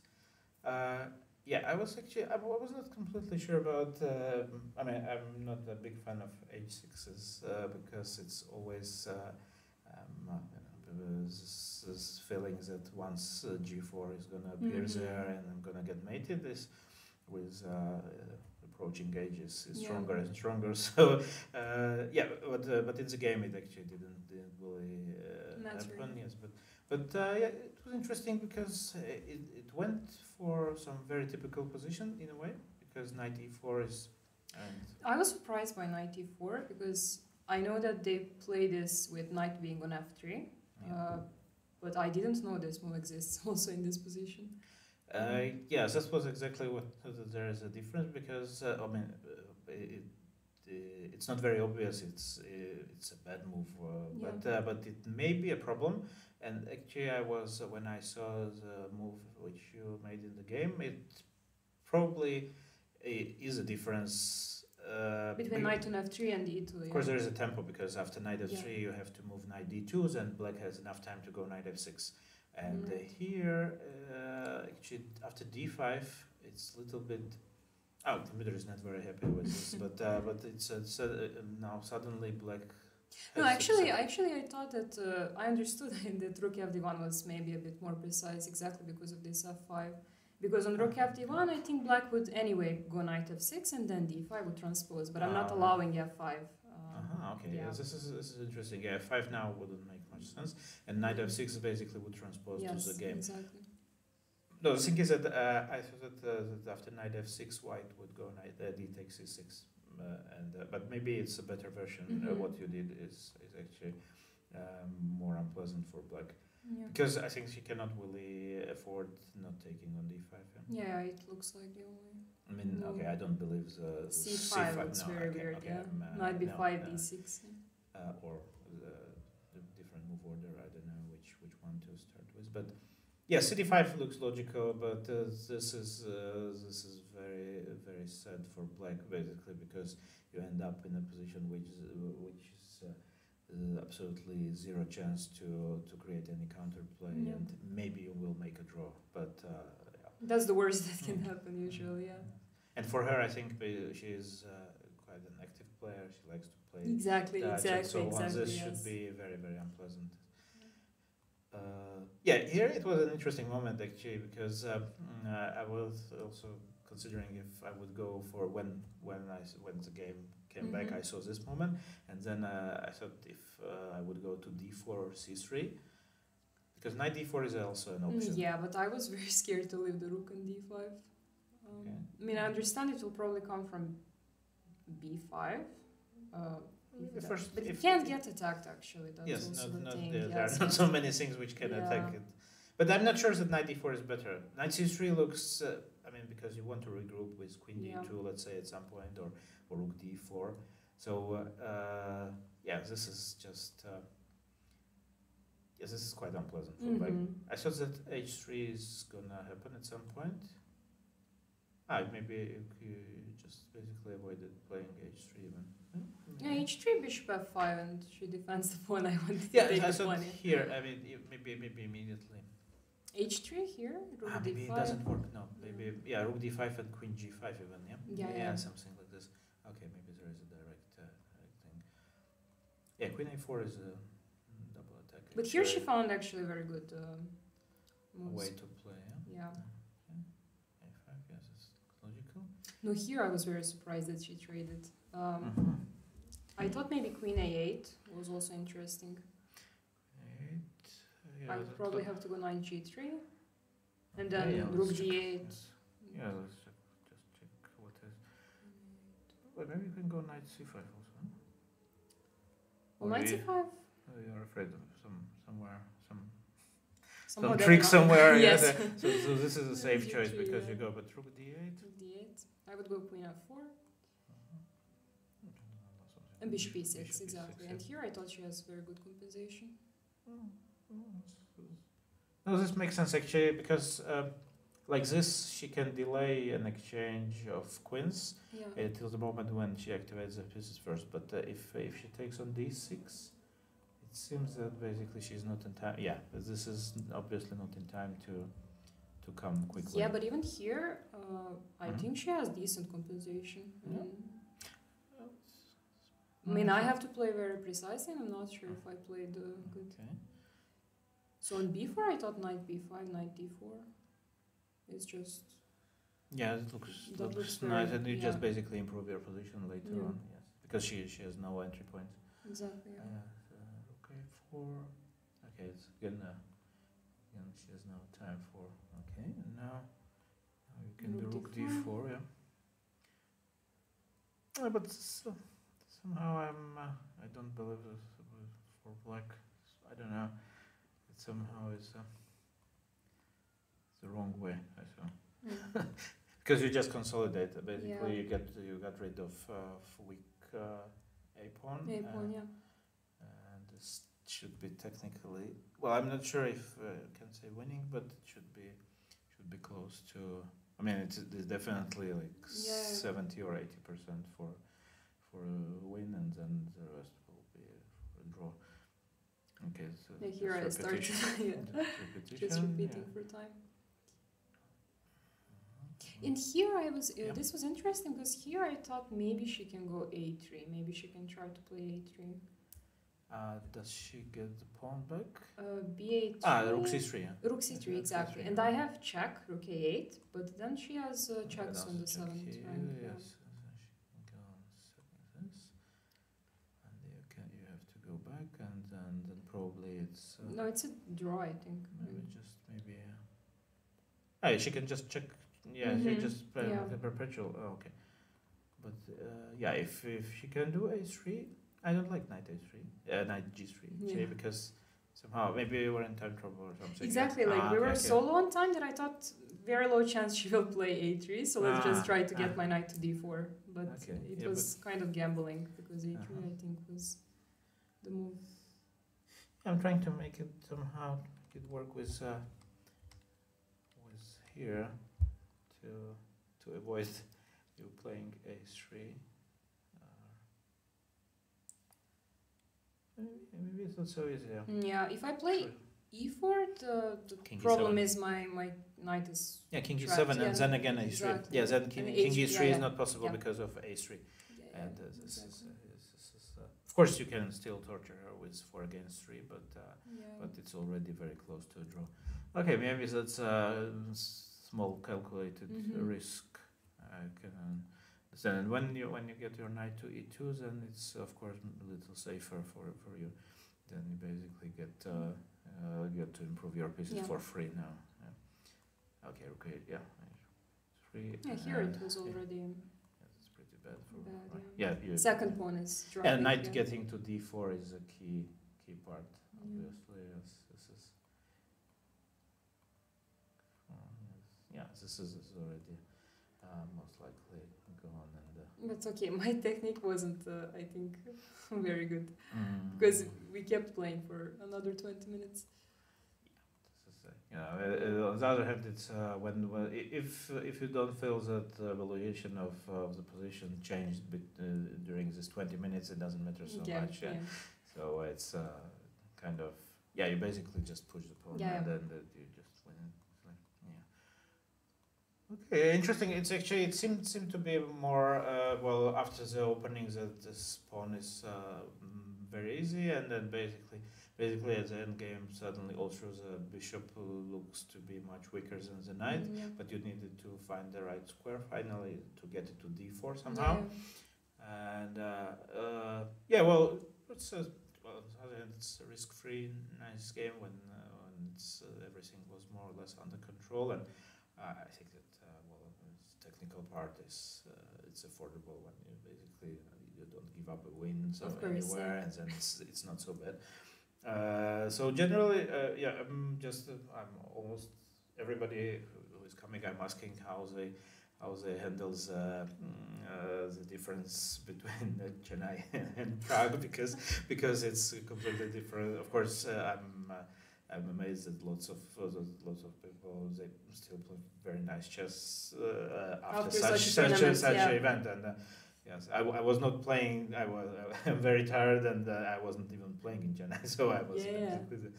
So how do you feel if it's not too much to have such an event? I kind of got used to it at some point, so it's not. Also, Chennai was. Tournament where I didn't play all games, so it wasn't a very normal tournament, so I could also rest and so on. So just the difference is that it was a very long trip and so on. Mostly from that point of view, it was a bit difficult, but anyway, I feel great here, so it's perfect.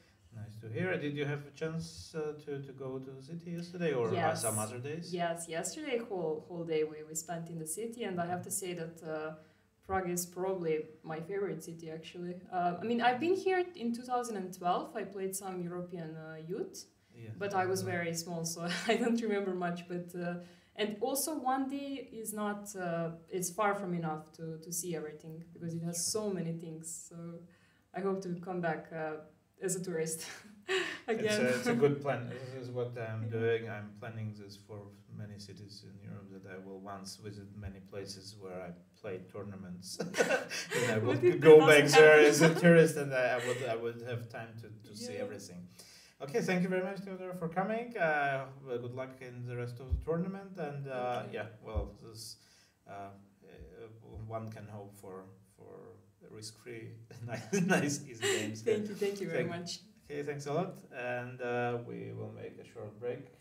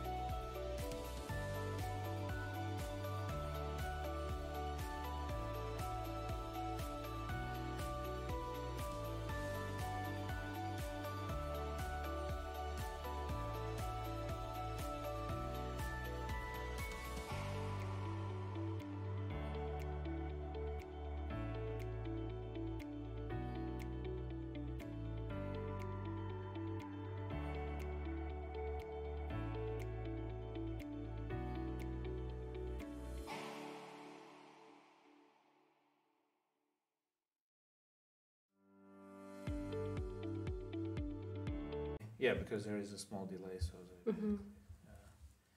so okay. So after this is the last break we had, and today's round is very close to an end, and I would like to welcome Dina Belenka. She would some remarks to her game. Thank you for coming. Thank you for inviting me. So you had the game against Romanian player Joacu. The opening was okay. I saw the final position, so I was very curious what the opening was because this is not a very common construction. You could see Queen f6. This is a popular choice amongst some players. Yeah, so basically I had several games already in this line. I mean, one for sure, but I think even more. And in that game, it was Queen f3, b takes c6, basically like in the game. And then I played Bishop e2, and it also was somewhere in my preparation. And yeah, in the previous game, I think it was 1 year ago at Russian High League or so. And after Bishop e2 and Queen takes f3, the idea is usually the same, G takes f3, but I somehow did not remember that. Like I wasn't sure on 100%, so I played Bishop f3, and then 97. yeah, and then it was a very long game. I did have an advantage somewhere, but yeah, having made conclusions from that game, I remember that whenever we put the queen on f3, we usually want to take with the g pawn, and I also remember that there was another alternative. Yeah, so here, I mean, I wasn't expecting this line, but I remembered that I can either play Bishop e2 and G takes f3 then, or I can play this knight d2, which is also somewhere in my preparation. So I just went for it, and but still the idea is very similar, but it Yeah. still take with g pawn. Okay. yeah, it's still the idea is still with g pawn, and then Black must have misplayed it very fast because I just made some logical moves and it turned out to be a very big advantage. At least it seemed to me that I had a very big advantage. Yeah, g1. Perhaps okay. King f8 no, is King f8, pretty ugly. Doesn't look right. Yeah. It should be g6 or yeah, g6 most likely. g6, knight d7, probably logical. King f8 doesn't really strike as a right choice. Yeah, bishop d2 can go to c3 also. Yeah, I also had another painful game in this structure, but with the queens on the board. Just recently during the Olympiads, and I lost, and we had a match against Sweden, and we were like favorites clearly, and also because of that game I lost and we lost the match. So I remembered that I mean, same structure, pawn on g2 and queens on the board, and I played c4 and I didn't play c5. So in this game I wanted to make sure that I would play c5, even though I knew that c4 was to play c5. Yeah, c4 looks like well, especially when you do knight d2, knight b3s, and c4 is very logical follow-up, of course. I5, okay, this looks to be risky. Yeah, bishop c3 is logical. Computer says c5 immediately, yeah? Here. It just before bishop c3. Yeah, well, you don't. This is don't let it interesting. develop, And yes. after a4, I was afraid immediately of a4. Yeah, I okay. was afraid of a4. Probably just takes and takes on c7. Hmm. Wow. Yeah, it's because after rook takes a2, you can move the rook. Probably something like, or maybe even somewhere else because rook b2 is never an option here. Just maybe rook. Just b1. not long castle. Yeah, not long castle really. Yeah. But yeah, because rook b2 is not possible because of bishop c3, and all these pawns are going to be hanging, and bishop c4 is coming. It probably is unpleasant. Yeah, but I mean, I would never think that it would be +5. Yeah, but So- it doesn't matter that Yeah. what computer shows. Basically, Okay, it's yeah. about the I'm- feeling. Yes, if you if you feel that c5 is right, it doesn't matter if it's +3 or +5. I think. Yeah, but I was all the time looking at these lines after c5, a4, and like I take the bishop, they take the knight, and what does it give to me? And I would never be convinced that there would be any advantage. And in fact, No, but after taking on c7, basically the problem is that the structure is already very vulnerable. afterwards. So basically, you just hit all those weak pawns. Maybe c7 pawn is not such a big problem, but the hanging d6 c6 is just gonna collapse for white. So knight f6, a4. Okay, but still pleasant for white now. Yeah. I mean, it seemed really really nice. Like my problem was in the game that I had many options on how to get the advantage, and I need to choose. But here, once again, instead of a4, is it again c5? That's oh yeah, but c5 now it's less convenient. But still, c5 a4 is bad, right? Yeah, it should be very similar. I think it's just a move transposition. Okay, Yes, yeah, so- wow, this is impressive. Yeah, but c5, dc5 is on. I mean, it's very ugly, but you know. What else? if they take with a b pawn on a2? I still like have this c7 Yeah, pawn, and why is okay. it so good for? Bishop for- c4, for instance. Just to get this pawn. Yeah, it's Just take on a2. And, yeah, this king f8 is actually also not very helping black. wow, plus Yeah, 4. just quite a lot. Yeah, but I would basically would say Yeah. that it's a clear advantage for white, and yeah, well, don't see how black would be. Oh, maybe sometimes it's a problem to visualize the position clearly, and when you see this. Yeah, Now, if you see this now, that say, yes, this is obvious. It's quite good, yeah. But yeah. In but the during game, the it game, wasn't of course, clear it's at not all. that easy because it's a lot of changes, lots of structure changes, and so it's not so easy to really understand that it's so good.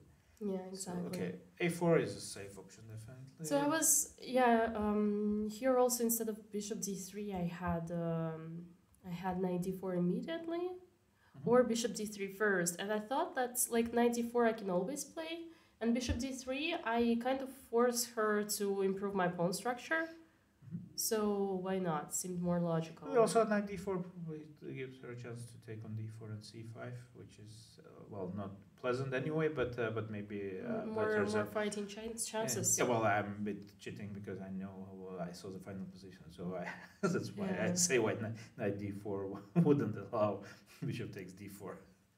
Yeah, but here also another important moment was for me, because once again I think this was literally the first moment that I thought for quite a while, and my choice was, should I go to knight d4 structure just to bishops and I mean a clear advantage, or should I force it with c5? And it took me 15 minutes to make a decision. And I'm not sure which one is like the most practical one. C5 just, once again, as I said previously, because I had the game in this structure and I didn't play Mhm. C5, I really wanted to improve on my Yeah, mistakes and do Probably, it. yeah, just experience in a way, and well, knight d4 looks also Also, quite nice, but in knight d4, I thought like knight d4, bishop d4, and the best for black would be knight f6, and it seems like a clear advantage, but just looked maybe a little bit longer game. yeah, maybe also black can go king f7 first, just maybe Yeah, knight also, f6 immediately. And then I play f3, And knight f6, yeah. It's of course pleasant because you will go rook g5 Yeah. at some point and so on. But yes, c5 is straightforward more or less. Yes, this looks like a very direct play. H5. Well, Yeah, this is h5 is strange, maybe it's a good practical chance, because otherwise just knight d2, knight c4, and Mhm. absolutely no idea what to do. And here somewhere very close, like okay, here I play h3. Yeah, this is a mistake. Yeah, well, basically I was trying to decide what is better, knight d2, c4. I should play rook g2, Yeah. and then I kick the knight later, and then I take on c4, like this position, or the position after h3, and bishop b3, obviously. I mean, not obviously, but bishop b3. It looks like This is the trick. this didn't happen. Okay. Yeah, because here I honestly thought that it was a very big advantage. Like, It was I like couldn't h4, understand. I Like, see. look at the opponent's pawns, look at the opponent's pieces. Like, okay, there is one danger, which is a pass pawn, but it should be easy to stop it.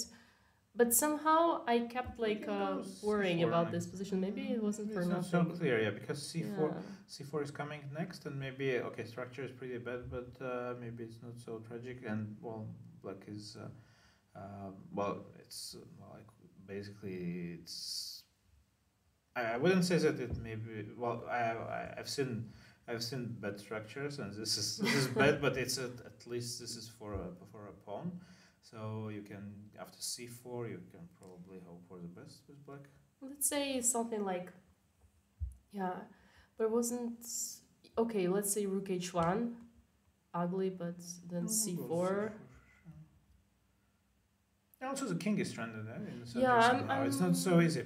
I'm very surprised, to be honest, because I mean, I could see that the position wasn't clear, but one thing that it was clear to me that it must have been like really good for white, but in fact it is not. Maybe that's why I didn't know what move to play here. Yeah, 92. Yeah, well, it's not such an easy choice, of course, but yeah, well, it paid off because knight f6 is maybe not. But maybe like if I play knight d2, then, then she would play c4. Yeah, c4 rook g2. Yeah, most likely. Rook g2, and then I would just lose a couple of tempo, but I would also open her bishop. Collect on c4 later on. Yes. Yeah.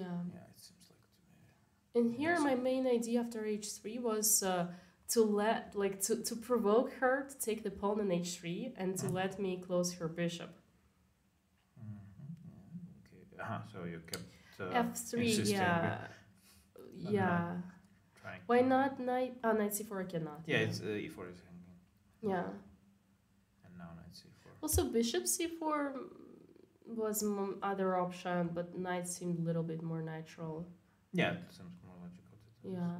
And here, rook g5, of course, was also my candidate, rook g5, but let's say rook h5, maybe. Yeah, it's bishop f6. Oh, I blundered it. Oh, yeah. Well, just go king f2 and rook g1. That was my looks idea. very nice, yeah.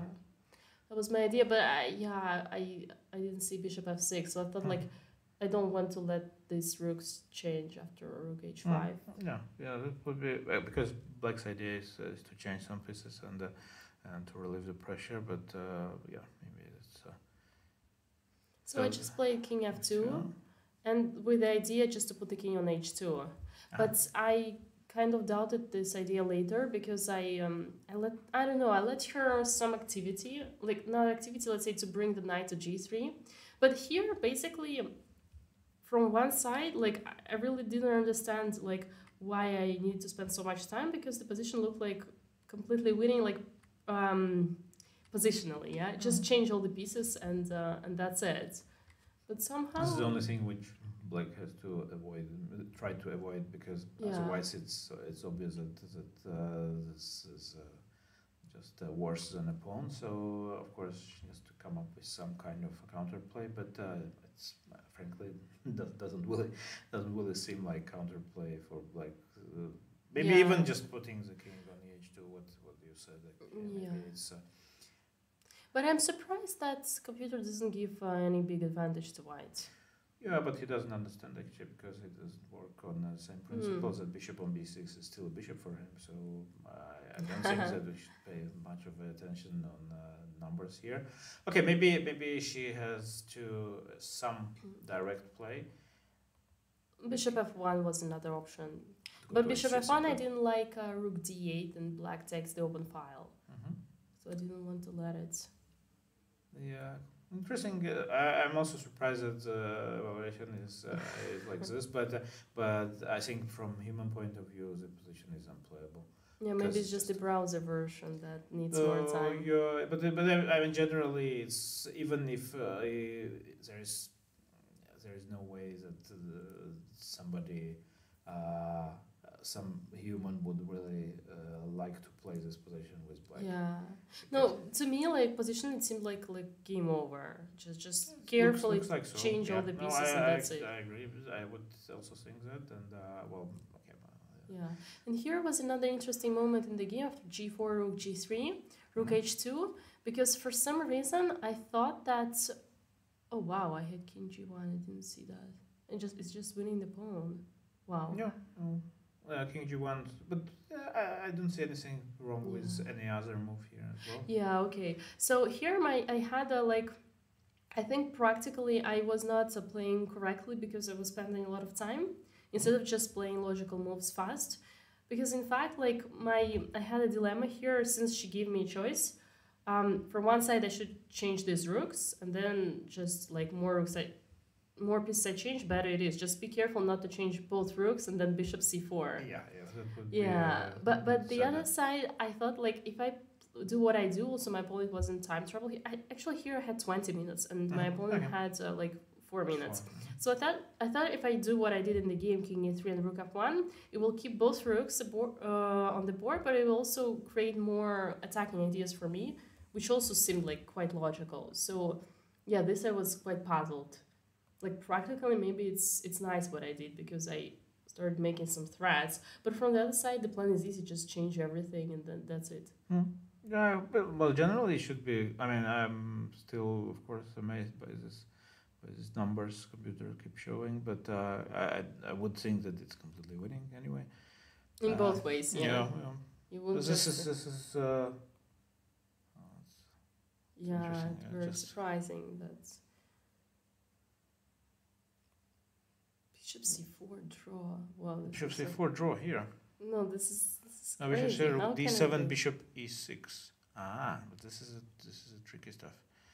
So the idea is to give an exchange and then to threaten c4.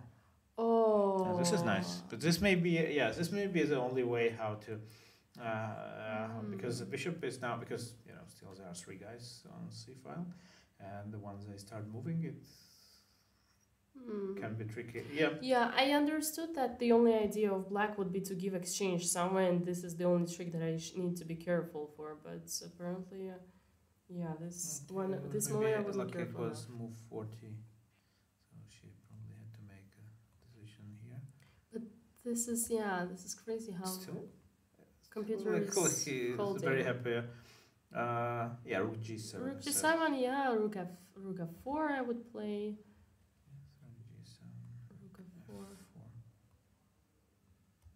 Rook h6, rook f6, Yeah. something like this, or rook g. Rook h6, rook f6, and it goes like king e7, most likely, or something. But maybe then you don't get out of a pin so easily.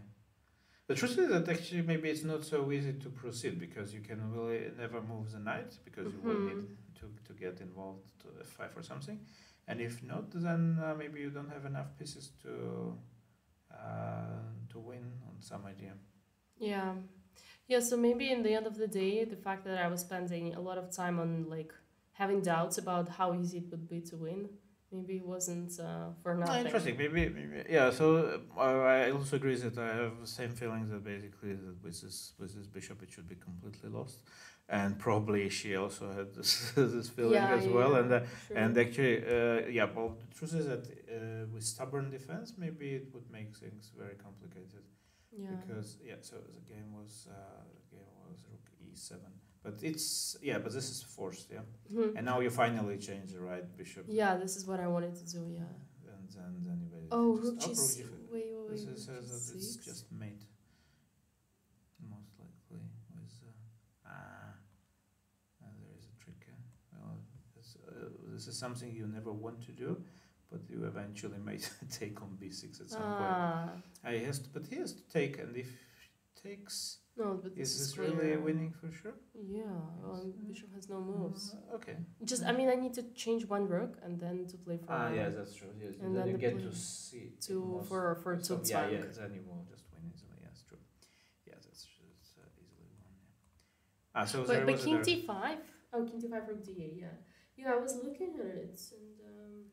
Okay, yeah. So this is I was forced looking win. at this a lot, rook g6, and I forced. didn't find the idea. So is it like rook a8 or rook b8 the only rook way? A8 is probably this is the best. Yeah, so this is or rook b8. Yeah, maybe it doesn't. Rook b8 doesn't work?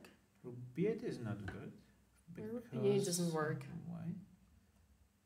Because maybe just he goes and takes here. Oh, yeah, and then rook b6. Mm-hmm. Or, no, wait. Rook h3 and then But what's maybe the not taking. difference? I'm trying to think also. What is the difference What's here? the difference? Like rook h3, King king. f4, and if it takes, there will be some mate. mm, Something like e6, yeah, e6, and it's a mate. Yeah. Yeah, knight Wow. e5. No, wait. Rook d8 mate. Yes. Wow. Oh, And rook wow. d8. This is a very nice picture. Yeah, Yes, okay. this is- It's maybe then rook yeah. b8 also works in a way, but the rook a8 is from some reason more accurate. So as you can understand, I didn't like believe in Nice. such an option. Yeah, because you move the knight from c4. Yeah, this is. Yeah, I mean, I was looking at such ideas, and this is in the end what like something like also what happened in the game.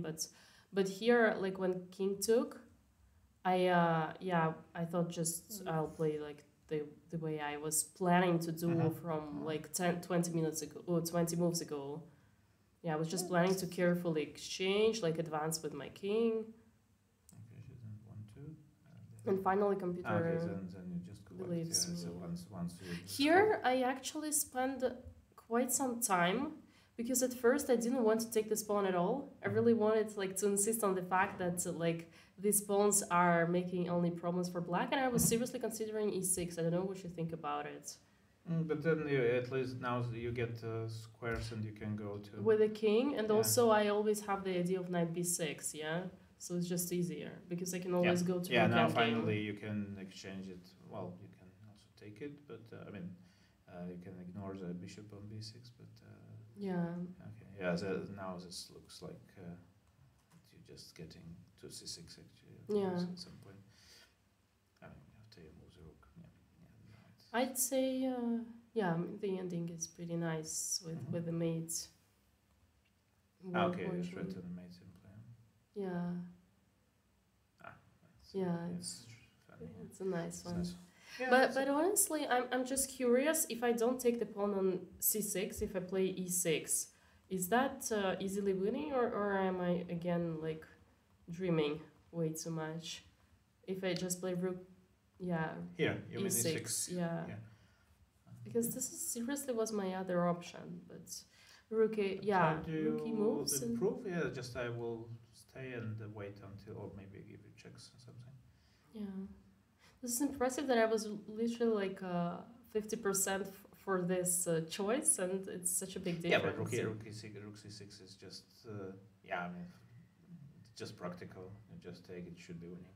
I mean, e6 may be winning as well, but you could go e6 only in case that I don't have anything something else. doesn't work. And if you can take it, you can take it, Mhm. and you just take it.